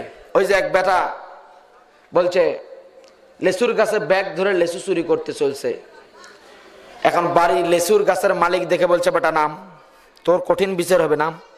নামার পর হাতটা ধরে বলছে চল তোর বাপের কাছে বিচার দিবে যাব। এখন ওর বাপ বলছে চাচা বিচার দিয়ে লাভ নাই, আপনার বড় গাছে আমার বাপ বস্তা নিয়ে চড়ছে। আচ্ছা এই ব্যাগালার বিচার কি বস্তা আলাই করবে? করবে? আপনি কার বিচার কাট দিবেন? আপনার এলাকার চেয়ারম্যান যদি একটা সাইনের জন্য 500 খায়, এমপি 5000, তাহলে এই 500 বিচার 5000 আলাদা দিলে কাম হবে? কাম হবে? এই ঘুষখোরদের আল্লাহ সাইজ করবে কি করবে না? করবে কি করবে না? এই ঘুষখোর গুলো ঘুষ খায়, পেটের সাইজ হাইরে পেট মোরা 7 মাসি গর্ভবতী। বেটা 7 মাসে 8 মাসে গর্ভবতী পেট বানাইছো আর মৌলবীর বিরুদ্ধে স্লোগান দাও। এরা আবার বলে বক্তৃতা দেয় মৌলবীদের হুজুরদের ওয়াজ নসিহত বাংলার জমিন থেকে বন্ধ করে দেওয়া উচিত, কেননা এরা সবসময় মাদ্রাসা শিক্ষার পক্ষে কথা বলে, কোরআন হাদিসের পক্ষে কথা বলে। এই বাংলাদেশটাকে একবারে এরা সকলে মিলে জঙ্গি দিয়ে ভরপুর করে দিল। হ্যাঁ মুসলমান স্পষ্ট ভাষায় শুনে নেন, দুনিয়ার জমিনে কোন মুসলমান বা কোন মানুষ যদি কোন মানুষের টাকা মেরে খায়, এই কথা যদি বাংলাদেশের র্যাব বাহিনী জানতে পারে, তাহলে এর যে খসা দেয়, খসা বোঝেন, এই খসা দেয় চামড়ার জুতো পরে।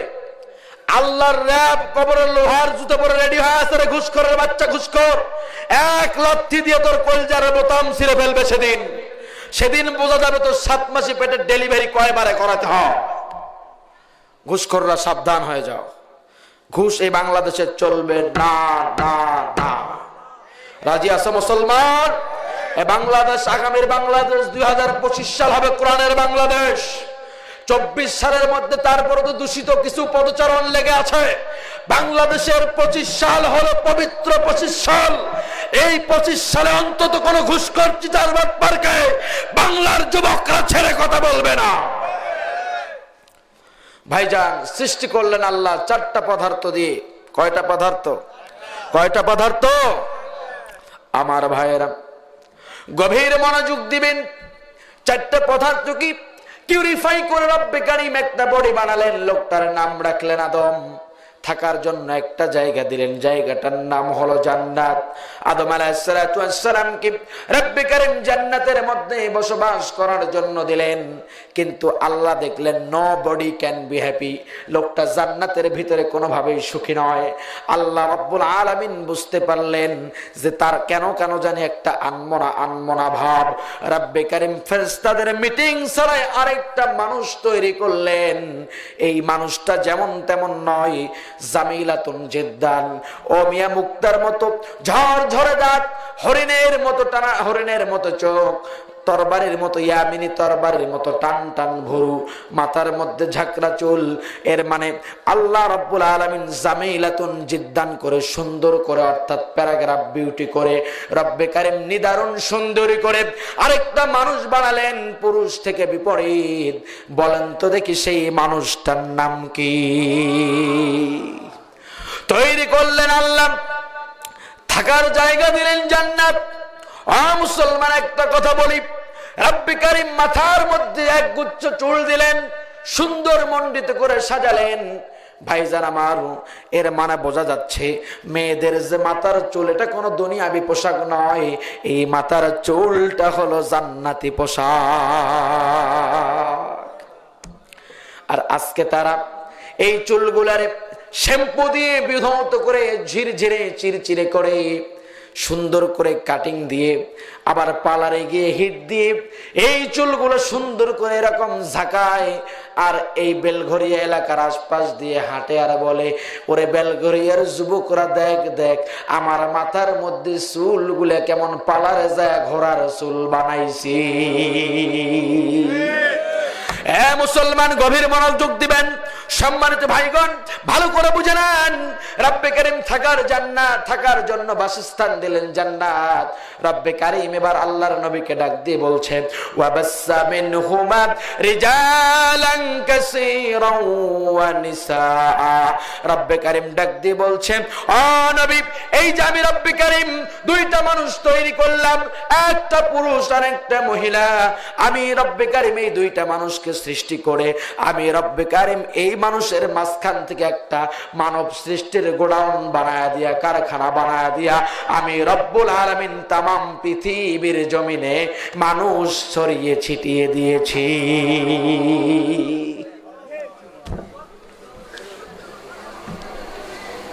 দোয়া করব, দোয়া করব। আপনারা ঘুমান কে? এটা কোনো পরিবেশ মাহফিলের? এটা হাদিস শোনাই, শোনে। আল্লাহ রাসূল বলছে, যেখানে কোরআন হাদিসের আলোচনা হবে আর মনোযোগ সহকারে কোনো মানুষ শুনবে, আমি নবী রওজা থেকে তার জন্য মাগফিরাতের দোয়া করি। ও এখন সুবহানাল্লাহ, কিন্তু আদব রাখতে হবে। সম্মানিত ভাইগণ, চলতে থাকলো মানুষ সাপ্লাই, তৈরি হয়ে গেল দুইটা মানুষ। আল্লাহ রাব্বুল আলামিন এবার বিধান নাজিল করে দিলেন, কুল্লু নাফসিন যায়িকাতুল মাউত। রব্বে কারীম বলল, বান্দা, ও নবী, আপনার উম্মতদেরকে জানাবেন, আমি রব্বে কারীম আমার কুদরতি পার্লামেন্ট থেকে সিদ্ধান্ত হলো, আপনি নবীর মিনিস্টারিতে আমি রব্বে কারীম আয়াতখানা নাজিল করে দিলাম, আপনার উম্মতকে জানা দেন, আমি রব্বে কারীম এই দুইটা মানুষ সৃষ্টি করার একটা কারখানা গোডাউন বানায় দিয়া, এখান থেকে মানুষ যেমন সাপ্লাই করেছি, এমন ভাবে আবার এই মানুষগুলারে আমি আল্লাহ ফিরায় আনিব। মুসলমান গভীর মনোযোগ দিবেন, মুসলমান গভীর মনোযোগ। ছোট্ট একটা ছেলে যখন আকাশের মধ্যে ঘুড়িটা উড়ায়, ঘুড়িটা একবার ডানে দোল দেয়, একবার বামে দোল দেয়। ঘুড়ির চিন্তা হলো আকাশের মধ্যে ওড়াউড়ি করি, ধরতে পারবে না, সইতে পারবে না। বিকেলবেলা সন্ধ্যাবেলা ছোট্ট ছেলেটার যখন পড়ার সময় হয়ে যায়, ঘুড়ির খেলাটা বন্ধ করে নাডালটা ঘোরান দিয়ে যখন আসমানের ঘুড়িটা আবার জমিনের মধ্যে নেমে আসে, রব্বে কারীম বুঝালো, বান্দা, পৃথিবীর জমিনে তোমাদেরকে ছড়ায়া দিলাম, ছিটায়া দিলাম, আমি আল্লাহরে মানো আর না মানো, সেজদা দাও আর না দাও, আমি আল্লাহর আইন মানো আর না মানো, ডান পথে চলো বাম পথে চলো, যা মন চাই তাই কর, বান্দা একটা কথা মনে রাখবা, আমি রব্বে কারীম কিন্তু এই ঘুড়ির মতো তোমার যখন টান দেব, আমি রব্বে কারীমের কবরের ভিতরে তোমার আবাসে ঢুকতে হবে। ঢোকা লাগবে না? ঢোকা লাগবে না? এখানে এমন কোন পার্সন আছে বলতে পারবে বুকে হাত দিয়ে আমি মরবো না? আছে? আছে? আপনাদের এলাকায় এই মাহফিল শুরু হওয়ার আগে একটা জানাজা হয়েছে, হয় নাই? হ্যাঁ। কেমন করে ঘুমাও মানুষ, ফজর করে কাজা,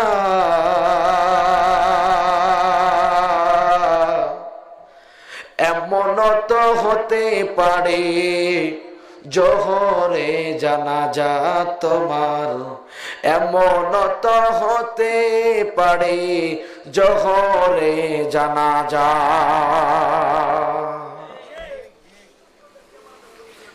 আছে কোনো বুদ্ধি? বাঁচতে পারবেন? কেউ বাঁচতে পারছে? পারছে? সম্ভব? কখনো সম্ভব? সম্ভব নয়। তবে মুফাসসিরে কেরাম এই মৃত্যুটাকে দুই ভাগে ভাগ করছে। ভাইজান কয় ভাগে? কয় ভাগে? একটা হলো ইমানদার, আরেকটা হলো বেঈমান। একটা ইমানদার, আরেকটা বেঈমান। এবার আসেন আমরা যে সূরা থেকে আলোচনা করব, ও মুসলমান গভীর মনোযোগ দিবেন। রব্বে কারীম 46টা আয়াত বিশিষ্ট সূরা, 2 রুকু আলা সূরা, কুরআনুল কারীমের 79 নম্বর সূরা, 30 নম্বর পারার 2 নম্বর পৃষ্ঠার 11 লাইনের সূরা। রব্বে কারীম ডাক দিয়ে বলছেন ওয়ান্নাজিআতি গরকা ওয়ান্নাশিতাতি নাশতা। আল্লাহ রাব্বুল আলামিন বলল, বান্দা শোনো, আমি রব্বে কারীম 2 দল ফেরেশতার শপথ সূরা আন-নাজিয়াতের প্রথম 2 আয়াতে করলাম। রব্বে কারীম বললেন ওয়ান্নাজিআতি গরকা, ওই দল ফেরেশতার শপথ আমি রব্বে কারীম বললাম যে লোকগুলার রূহগুলাকে আমার ফেরেশতারা কঠিন মার দিয়ে, আঘাত দিয়ে টেনে হিসড়ে বের করে নিয়ে আসবে। আচ্ছা বলেন তো, যার জান কবজের সময় মারপিট হবে ইমানদার না বেঈমান? আরো জোরে চিৎকার দিয়ে বলেন, ইমানদার না বেঈমান? আল্লাহ বলেন নবী আমার, ওয়ালাউ তারা ইযিজ যালিমুনা ফি গামারাতিল মাউত ওয়াল মালায়েকাতু বাসিতু আইদিহিম আখরিজু আনফুসাহুম। আল্লাহ রাব্বুল আলামিন ডাক দিয়ে বললেন, ও নবী আপনার উম্মতদেরকে জানা দেন, আমি রব্বে কারীমের কুদরতি পার্লামেন্ট থেকে ঘোষণা হলো, আপনার মিনিস্টারিতে আমি রব্বে কারীম আয়াত কারিমা খানা নাজিল করে দিলাম যে যারা জালেম হবে, মানুষের উপর জুলুম করবে, অত্যাচার করবে, হামলা দিবে, মামলা দিবে, জেল দিবে, জরিমানা দিবে, নবী তাদেরকে বলে দেন ওয়ালাউ তারাইজিজ জালিমুনা ফি গামারাতিল মাউত। নবী আমার, আপনি যদি ওই জালেমের মৃত্যুর অবস্থা তখন দেখতেন, যখন ফেরেশতারা বলবে আল মালাইকাতু, ফেরেশতারা বলবে বাসিতু আইদিহিম, ফেরেশতারা বলবে আখরিজু আনফুসাহুম, যে হাত দিয়ে মানুষের উপর জুলুম করেছো, অত্যাচার করেছো, যে হাত দিয়ে মানুষের নামে হামলা দিয়েছো, মামলা দিয়েছো, যে একটা কলমের সাইনের কারণে, যে হাত দিয়ে একটা কলমের সাইন দিয়ে নিরীহ মানুষটার চাকরিটা খেয়ে দিয়েছো, ওই হাত দিয়ে নিজের রূহটা নিজেই টেনে বের করে নিয়ে আয়। আল মালাইকাতু বাসিতু আইদিহিম আখরিজু আনফুসাহুম, বের কর নিজের হাত দিয়ে নিজের রূহ। কে বলবে? ফেরেশতা বলবে। কে বলবে? ফেরেশতা বলবে, যে হাত দিয়ে মানুষের নামে জুলুম করছো, ওই হাত দিয়ে নিজের রূহ বের করো। আল্লাহ বলে, নবী এদের মৃত্যুর সময় আপনি যদি দেখতেন, ইয়াদরিবুনা উজুহাহুম ওয়া আদবারহুম, ফেরেশতারা পিটাবে এদের চেহারায় আর পিঠে। কোথায়? চেহারায় আর পৃষ্ঠদেশে, পিঠে। তখন যদি কোন সাধারণ মানুষ দেখতো আর বলতো, আল্লাহ এই লোকটার একটা হুঙ্কারে কিছুক্ষণ আগেও এলাকাটা থরথর করে কেঁপেছিল, আল্লাহ এর কেন আজকে অবস্থা?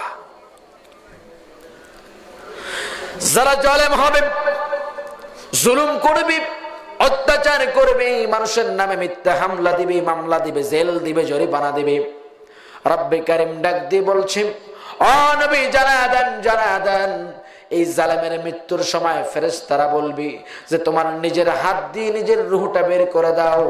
আচ্ছা বলেন তো দেখি, নিজের হাত দিয়ে নিজের রূহ বের করা বড় কঠিন না সহজ? কঠিন না সহজ? রাস্তায় ডাকাত ধরে আপনার হাতে একটা ছুরির পোঁচ দিয়ে কেটে দিছে, এটা এক কষ্ট। নিজেরটা নিজে অতটুকু কেটে ফেলতে পারবেন? কষ্ট কম না বেশি? কম না বেশি? ফেরেশতা বলবে তোর রুহ বের করবো না, নিজেই বাইর কর, যদি বাপের বেটা হোস। তখন বোঝা যাবে কত ধানে কত চাল আর কত গমে কত আটা। মৌলবীর নামে মিথ্যা মামলা দাও, কি বলবো দাদা। এই কথাগুলো যারা কোরআন থেকে উন্মোচন করছে তাদেরকে 13 বছর 14 বছর জেলের ঘানি টানতে হয়েছে। ভাইজান, আল্লামা সাইদি রহিমাহুল্লাহ, কি অপরাধ ছিল তার, কি দোষ করেছিল এই মুফাসসির? একটাই দোষ ছিল, লোকটা কোরআনের হক কথা বলতো। খোদার কসম ছাড়া তার দোষ ছিল না। আল্লাহ তার দোয়া কবুল করেছিল, বলেছিল আমি চোর বাটপারের মৃত্যু চাই না, আমি শহীদ তামান্নার মৃত্যু চাই। আল্লাহ গোলামের দোয়াটা কবুল করেছে। সম্মানিত ভাইগণ,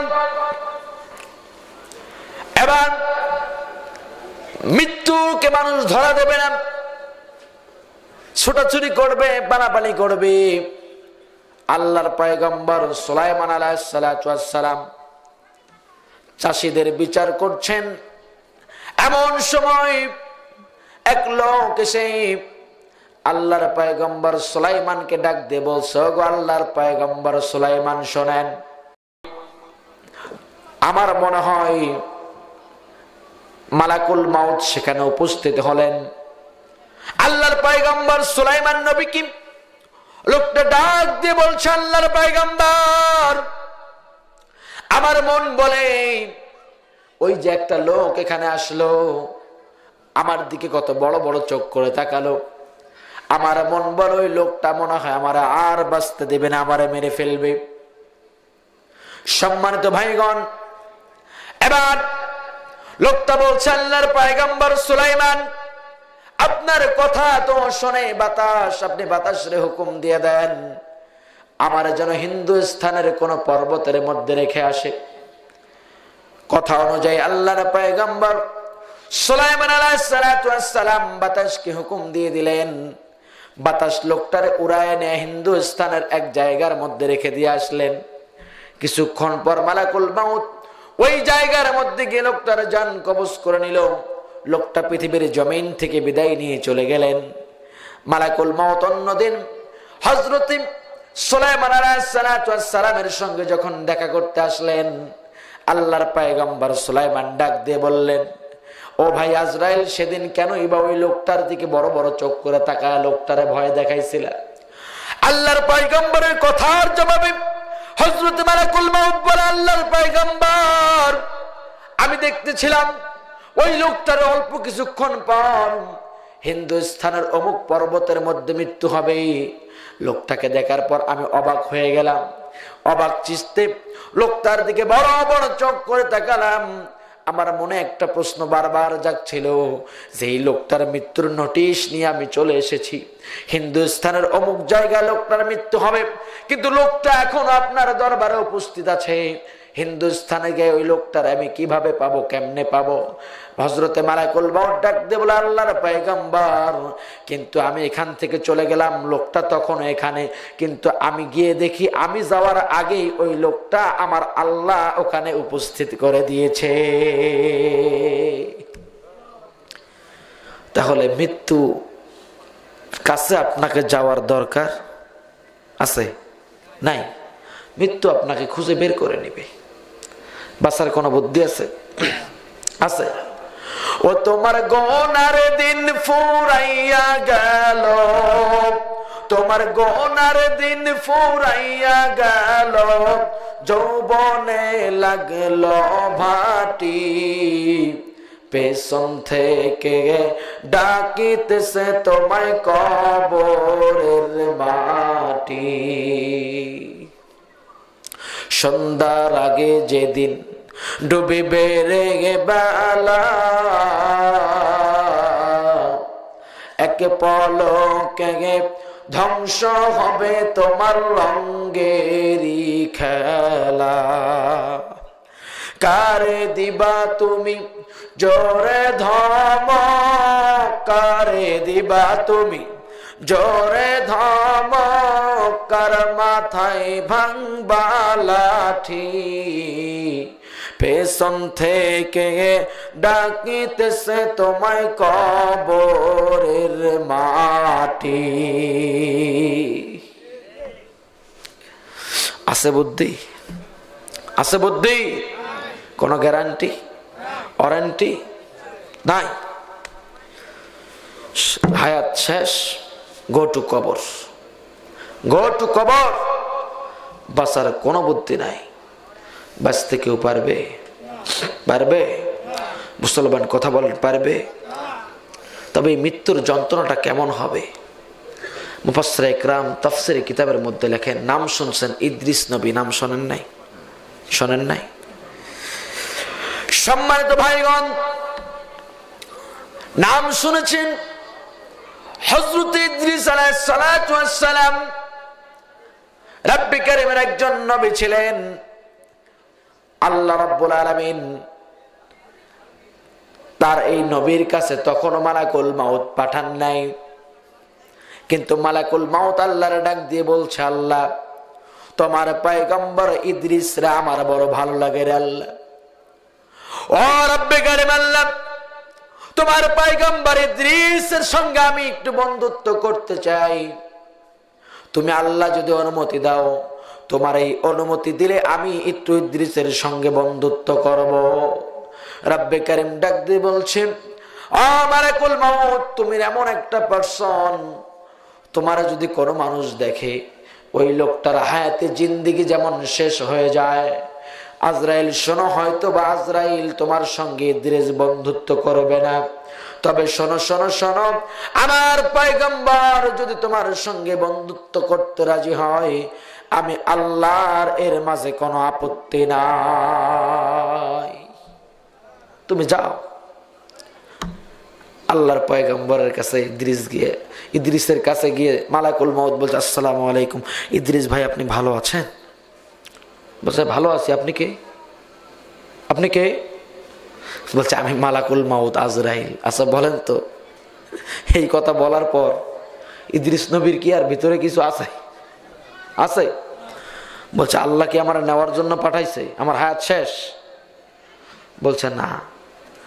বলছে, তাহলে কেন আসলা? তুমি তো এমন লোক না যার তার কাছে এমনি এমনি যাও না কাজ ছাড়া। বলছে, যাবো, আপনার কাছে আসছি একটা কাজে, একটু বন্ধুত্ব করতে চাই। সুবহানাল্লাহ বলবেন না? কি করতে চাই ভাই? বন্ধুত্ব করতে চাই। হাত বাড়ায় দিছে। বলছে, বন্ধুত্ব করতে চাও? শুধু শুধু বন্ধুত্ব হবে না। শুধু শুধু আমরা বন্ধুত্ব করি না ভাই? যুবক ভাইরা কথা বলো, বন্ধুত্ব করি না? করি না? বলছে, বন্ধুত্ব হবে যদি সেনাবাহিনী হতে পারো। এই ভাই কথা বলে না রে। বন্ধুত্ব হবে যদি ডিফেন্সের চাকরি হয়। বন্ধুত্ব হবে যদি স্যালারি ৮০,০০০ হয়। আছে না নাই? আছে না নাই? খালি বন্ধুত্ব না রে ভাই, বিয়ে করতে গেলেও এই ঠেলা আছে। বিয়ে করতে যায়, হাই রে ঠেলা। বেচারা বিয়ে করবে ভালো কাজ, মেয়ের বাপের হাই রে দেমাক। বলছে, না না, ছেলের চাকরি নাই, বিয়ে দেওয়া যাবে না। বলে কি বলে না? বলে কি বলে না? কথা বলেন, রিজিকের মালিককে? আরো যারা চিল্লা এখন, রিজিকের মালিককে? সম্মানিত ভাইগণ, একটা ছোট্ট গল্প শোনায় দিই। আপনি এখনো মায়ের গর্ভে আসেন নাই, মায়ের গর্ভে এখনো আসেন নাই। আপনার বাবার সঙ্গে আপনার মায়ের এখনো বিবাহ হয় নাই, কিন্তু আপনি দুনিয়াতে তো আসবেন। এটা আল্লাহ জানে কি জানে না? আল্লাহ জানে কি জানে না? সম্মানিত ভাইগণ, গভীর মনোযোগ দিবেন। আপনি দুনিয়াতে এখন আসার কোন নামগন্ধই নাই, কিন্তু আপনি দুনিয়ার জমিনে যখন আসবেন, মায়ের পেটে আসবেন, বলেন তো, আপনি যে মায়ের গর্ভের ভিতরে খাবার খাবেন, এই নিয়ে দুনিয়ার খাদ্যমন্ত্রী সহ শুরু করে নিয়ে প্রাইম মিনিস্টার পর্যন্ত কারো কোনোদিন মাথা ব্যথা আছে? কিন্তু কারো মাথা ব্যথা না থাকলেও একজনের চিন্তা আছে, আমার বান্দা মায়ের গর্ভে কি খাবে। যিনি এই চিন্তা করে রেখেছেন তিনি কে? আর জোরে চিৎকার দিয়ে বলেন, তিনি কে? সম্মানিত ভাইরা আমার, আপনি মায়ের পেটে এখনো আসেন নাই, আপনার বাবার সঙ্গে আপনার মায়ের এখনো বিবাহ হয় নাই, কিন্তু আপনি আপনার মায়ের পেটে এসে কি খাবেন? এজন্য রব্বে কারিম আপনার মা বালেগা হওয়ার পর থেকেই, সাবালক হওয়ার পর থেকেই মেন্স পিরিয়ড, মাসিক নামের একটা ব্লাড মায়ের জরায়ু দিয়ে চালু করে দিল মুসলমান। কেন না কেন কেন আমার আল্লাহর চিন্তা হলো আমার বান্দা আমার তার মায়ের পেটে যায় কি খাবে, কি থেকে খাবার পাবে। রব্বে কারিম এজন্য আপনার মায়ের একটা মাসিকের ব্যবস্থা করে দিলেন, মেন্সের ব্যবস্থা করে দিলেন, কিন্তু আপনি গর্ভে আসার পর পরেই এই মেন্সটা বন্ধ করে দিয়ে আমার রব্বে কারিম এখান থেকে তোমার খাবারের ব্যবস্থা আমার আল্লাহ করে দেয়। রিজিকের মালিক কে? আরো জোরে বলেন কে? তাহলে তোমার মেয়ে কি খাবে মায়ের পেটে যখন ছিল তোমার চিন্তা ছিল? হ্যাঁ, তাহলে আরেক বেটার সাথে বিয়ে দিতে তো চিন্তা করি। হ্যাঁ, তোর মেয়ের রিজিক তো সে বান্ধে নিয়ে আসছে, সে কি খাবে? কোটিপতিক দিয়ে মেয়ের বিয়ে দিছে, সুখ নাই, আছে না নাই? দিন মজুরের দিয়ে মেয়ের বিয়ে দিছে, মেয়ে সুখে আছে, আছে না নাই? তাহলে মেয়ের বাপ খোঁজে খালি বড় লোক জামাই, ডিফেন্সের চাকরিওয়ালা জামাই, আর গরিব মানুষগুলো বউ না পায়া শেষ নাকি? এই মেয়ের বাপদের জন্যই ডিমান্ড, যৌতুক এই বাংলাদেশে প্রচুর পরিমাণ বেড়েছে, একটাই কারণ, মেয়ের বাপদের কারণে। বলবেন হুজুরে কেমন মন্তব্য করে দিয়ে গেলেন? ভাইজান, মেয়ের বাবার কথা 8 লাখ লাগুক আর 10 লাখ লাগুক, টাকা দেবো, কিন্তু জামাই নেবো সেনাবাহিনী। এ ভাই, কথা বললেন না যে এখানে আপনারা সবাইকে মেয়ের বাপ, ছেলের বাপ নাই, আছে না? এখন ছেলের বাপ যার ছেলে সেনাবাহিনী, পায়ের উপর পাও দিয়ে টাং টাং করে ঝোঁকা আর গায়ে রে আয় আরো আয়, ফাটা পাও জালনা দিয়ে বাড়ি করি থই। মেয়ের বাবা সে পা সত্তায়, বাবা মেয়ে আমার সুন্দরী, টাকাও দেবো 8 লাখ, সাথে একটা পালসার গাড়িও থাকবে, বেটাকে বিয়ে দেন। হ্যাঁ যুবক, একটা কথা স্পষ্ট ভাষায় শোনো, পছন্দ যারে করবে বিয়ে তারাই করবে, এতে পালালো লাগলে পালাবা। রংপুরের মিঠাপুকুরের হুজুর আমি বলি গেলাম, কেন শুনবা? লক্ষ্মীপুর রামগঞ্জ থানায় আমার মাহফিল 14 ফেব্রুয়ারি। কত ফেব্রুয়ারি ভাই? 14 ফেব্রুয়ারি। আমি ঢাকা থেকে গেলাম 13 ফেব্রুয়ারি বিকেল বেলা, দূরের পথ, তখন নতুন বক্তৃতা করি, একদিন ওয়াজ করলে গলা 6 দিন শেষ। যাওয়ার পর আমি চাঁদপুরের মতলব থানায় এক এলাকার মসজিদের একজন ইমামের কাছে মুসাফির হিসেবে আশ্রয় নিলাম। গাড়ি পার্কিং করলাম, মসজিদের 2 তলা ইমাম সাহেবের রুম, সেখানে আমি আসি। থাকার পর সকালবেলা দেখি মসজিদের পাশের বাড়িতে সেই লেভেলের মারামারি, পারাপারি, এটা ওটা হইছই ফজরের নামাজের পরই। আচ্ছা যুবক ভাইরা বলো তো, 13 তারিখের পর থেকে, 13 তারিখের পর দিবাগত রাত যাওয়ার পর 12টার পর থেকে কয় তারিখ? 14 তারিখ বাংলাদেশে একটা দিবস আছে, দিবসটার নাম কি? আরো জোরে, কয় তারিখ? কি দিবস? হ্যাঁ জোরে কন মিয়া। লুচ্ছা দিবস। এই লুচ্ছা দিবসে ওই বাড়িতে একটা, আমি বললাম যে ভাই, নোয়াখালী চাঁদপুরের মানুষকে কি মানুষ এমনি খারাপ কয়? এই আল্লাহর সকালটা হওয়ার ঝগড়া। বলছে হুজুর ঘটনা আছে। কি ঘটনা? আমি বলছি আমার মেমোরি তুলে দেন, আমি পুরো বাংলাদেশ এটা বলবো। বলছে হুজুর এই বাড়িতে একটা মেয়ের বিয়ে হয়েছে 6 মাস। কয় মাস? 6 মাস। তো এই 6 মাস বিয়ে হলো, কিন্তু মেয়েদের একটা সম্পর্ক ছিল আগে। তবে এই পোলার কাছে মেয়ে সুখী না, মেয়ের দরকার ওরই। 14 ফেব্রুয়ারি রাত, 13 ফেব্রুয়ারি রাত গেলে 12টার পর থেকে 14 ফেব্রুয়ারি স্বামীকে আদর করি, দুধের সাথে 10টা ঘুমের ট্যাবলেট খাওয়াইছি। খাওয়ায় স্বামী ঘুম পাড়ায় দিয়া, ওই যে ছেলে ফোন দিয়ে নিয়ে আসে, এক পাশে স্বামী এক পাশে বয়ফ্রেন্ড, সারা রাত যাপন করছে। আল্লাহর কি কাম, সকালবেলা ওই মেয়েটার দেবর দেখে ওই ছেলেটাকে বান্ধন দিছে। শুনলাম শেষ পর্যন্ত ওদের 2 জনের বিয়ে দিছে। আরে ভাই, বিয়ে তো দিল, আগেই দে। যদি এই বিবাহটা ওই মেয়ের পছন্দ করা যুবকের সঙ্গে হতো, এইরকম একটা অশ্লীল পরকীয়া কি বাংলার জমিনে হতো? হ্যাঁ যুবক ভাইরা জোর আওয়াজে কথা বলবো হয়তো। যুবকরা মন থাকবে সকিনার কাছে, বিয়ে করবে জরিনারে। যতই জরিনা সুন্দরী হোক, মন যেখানে খালি মন অধিক টানবে। হায় রে, সকিনারে কইলাম এক কাপ চা বানায় দে, চার মধ্যে দুধে দেয় না ভালো করে, চিনিও দেয় না। আমার জরিনা হলে মনে হয় ভালো করে চা খাওয়াইতো। মন কিন্তু ভালো নাই, সংসারে অশান্তি আর অশান্তি সৃষ্টি হয়ে যাবে। আবার মেয়ের এই অবস্থা, মন হলো আব্দুর রহমানের কাছে, বিয়ে দিয়েছেন আব্দুল হামিদের কাছে। একটা কিছু কিনে চাইছে, দেয় নাই, মনে মনে ভাববে হায় রে যদি আমার ওর সঙ্গে বিয়ে হইতো। হ্যাঁ আমি খেয়াল রাখছি তো, ফিনিশিং দেবো আমি, আমার ফিনিশিংটা দিয়ে সময় লাগে। আমাকে আগে বলবেন না, আমাকে তখন বললেন এক কথা, এখন আলোচনা সাজানোর পর আর কথা, তাহলে তো আমার জন্য বিপদ। আপনারা থাকবেন কতক্ষণ থাকবেন? হ্যাঁ মেয়ে সারা রাত থাকা যাবে নাকি? আমরা মোটামুটি আধা ঘন্টা আছি। মুরব্বী যেহেতু কাউন্টার দিছে, হ্যাঁ 12টা পর্যন্ত তুললে আমাকে তুলে দেওয়া লাগতো 10টা, আমাকে দিচ্ছেন 10:30টার পর। আমি ফোনে কথা বলে আসছি, ভাই এটা কখন নেব, বলছে 10টায়। আপনারা তো আধা ঘন্টা লেট করলেন, আমি আধা ঘন্টা লেট করবো না, তাইলে কি সমান সমান হিসাব বরাবর নাকি দাদা? এটা তো করবো আমি, ওই টপিকে ঢুকি। তাহলে মেয়েদেরও সুখ ওই ছেলের কাছে হবে না। এই জন্য যে যারা পছন্দ করবে, পছন্দ করতে হবে আবার কি সমান সমান দেখে। চালাও ভ্যান, পছন্দ করছে কোটিপতির মাইয়ারে, ওটা কখনো হবে না। তোমার বাবার লেভেল এবং মেয়ের বাবার লেভেল যেন সমান হয়, যাতে তাদের মেনে নিতে কষ্ট না হয়, তাহলে এটা সম্ভব। কিন্তু মেয়ে পছন্দ করছে, পোলা মনে করেন নামাজ পড়ে না, একক তো গাঞ্জা খায় 5 ওয়াক্ত। আচ্ছা বলেন তো, কোন মেয়ের বাবা গাঞ্জা খোররে দিয়ে মাইয়া বিয়ে দিবে? যত গরিব মানুষ হোক মাইয়া বিয়ে দিবে? তাহলে মেয়েদেরও একটু চরিত্র হেফাজত করে পছন্দ করতে হয় ভালো ছেলেরে।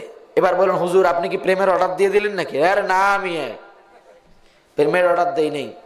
মেয়ে যখন দেখতে যাবা তখনকার কথা বলছি। সম্মানিত ভাইগণ, গভীর মনোযোগ দিবেন। যে কথা বলছিলাম, মালাকুল মাউত হযরত আজরাইল ইদ্রিস নবীরে বলল বন্ধুত্বর জন্য হাত বাড়ায় দাও।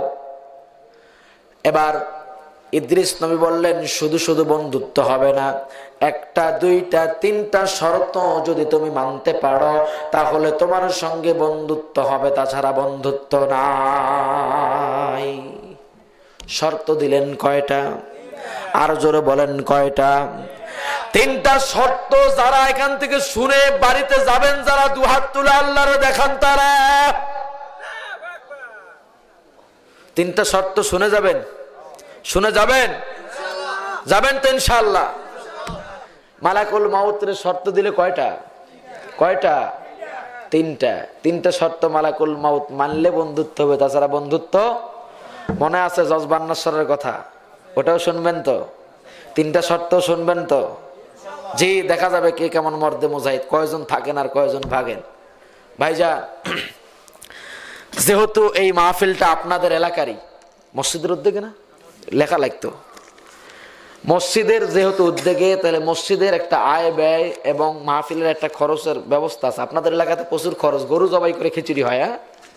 হ্যাঁ, তো অর্থ অনেক লেগেছে। ভাইজান বেশি সময় নেব না, আলোচনা আমিও শেষ করব।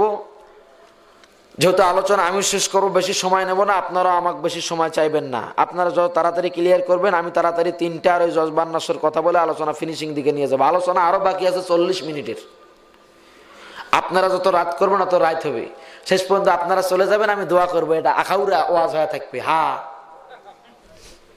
এটা কি চান না? চান আলোচনা ফিনিশিং হোক? ফিনিশিং চান? ফিনিশিং দেব। তবে কমিটিদের একটা আবদার হলো যে আপনাদের এই মসজিদের জন্য, মাহফিলের জন্য আপনাদের কিন্তু কিছু ফি সাবিলিল্লাহ, আল্লাহর রাস্তায় কিছু দান করতে হবে। আমরা জান্নাত সবাই চাই। চাই? কারা কারা জান্নাত চাই একটু হাত তুলি তো ভাই। আরে ঠান্ডা পরে আগুন দিয়ে গরম করে ফেলাবে আল্লাহ। আল্লাহ বলবে ক্যামেরাটা চালু করতে, ওই তাফসীর মাহফিল থেকে হাত তোলা নাই, এর মানে জান্নাতে যাবার চায় না। ওকে দিয়ে লাথি মেরে জাহান্নামত। সবাই যেতে চাই। এবার শোনেন জান্নাতে যাওয়ার শর্ত আছে। রব্বে কারীম জান্নাতে যাওয়ার শর্ত বললেন, ইন্নাল্লাহা আশতারা মিনাল মুমিনিনা আনফুসাহুম ওয়া আমওয়ালাহুম বিআন্না লাহুমুল জান্নাহ। রব্বে কারীম বললেন, ও বান্দা, আমি রব্বে কারীম যাদেরকে জান্নাত দেব তারা হবে মোমেন। তারা কি হবে? মোমেন হবে। আর এই মোমেন বান্দাদেরকে জান্নাত দেব, কিন্তু বিনিময়ে আমি রব্বে কারীম ওদের জান এবং মাল নিয়ে নেব। আল্লাহ কি নিবে? জান এবং কেনাবেচার জন্য মৌলিকভাবে শর্ত 4টা। কয়টা? ক্রেতা লাগবে। কি লাগবে? বিক্রেতা লাগবে, পণ্য লাগবে, বিনিময় লাগবে। তাহলে আল্লাহ যে এই কথা বললেন, আচ্ছা বলেন তো দাদা, এখানে ক্রেতাকে? আল্লাহ। আল্লাহ বলছে আমি কিনে নেব মোমেনদের জান এবং মাল, বিনিময়ে তাদেরকে জান্নাত দেব। তাহলে ক্রেতাকে? বিক্রেতা কারা? যারা মোমেন। বিক্রেতা কারা? মোমেন। পণ্য 2টা। পণ্য কয়টা? জান ও বিনিময় কি দিবেন? আরো জোর চিৎকার দিয়ে বলেন, বিনিময় কি দিবেন? জান্নাত সবাই যেতে চাই। মোমেন এখানে আমরা সবাই দাবি করি। সবাই দাবি করি। ভাইজান, আল্লাহর জান্নাত পেতে গেলে জানমাল খরচ করার দরকার আছে না নাই? সেটা কই দিবেন? যাত্রা মঞ্চ না ওয়াজের মঞ্চ? ওয়াজের মঞ্চ যদি দিতে চান, কত করে দেওয়ার প্লেয়ার আছে? 30 পর্যন্ত ধর্ম। ভাইজান, আমার হাতে যে কালামটা দেখছিলেন, এটার নাম কি? নাম কি? কোরআন। এই কোরআনের মধ্যে পারা আছে কয়টা? কয়টা? 30টা পারা। এই 30টা পারার জন্য 30 জন ভাই আমার 1000 করে 30টা হাজার টাকা দেবেন। রাজি আছেন? সর্বপ্রথম আমি দেখতে চাই 1 নাম্বার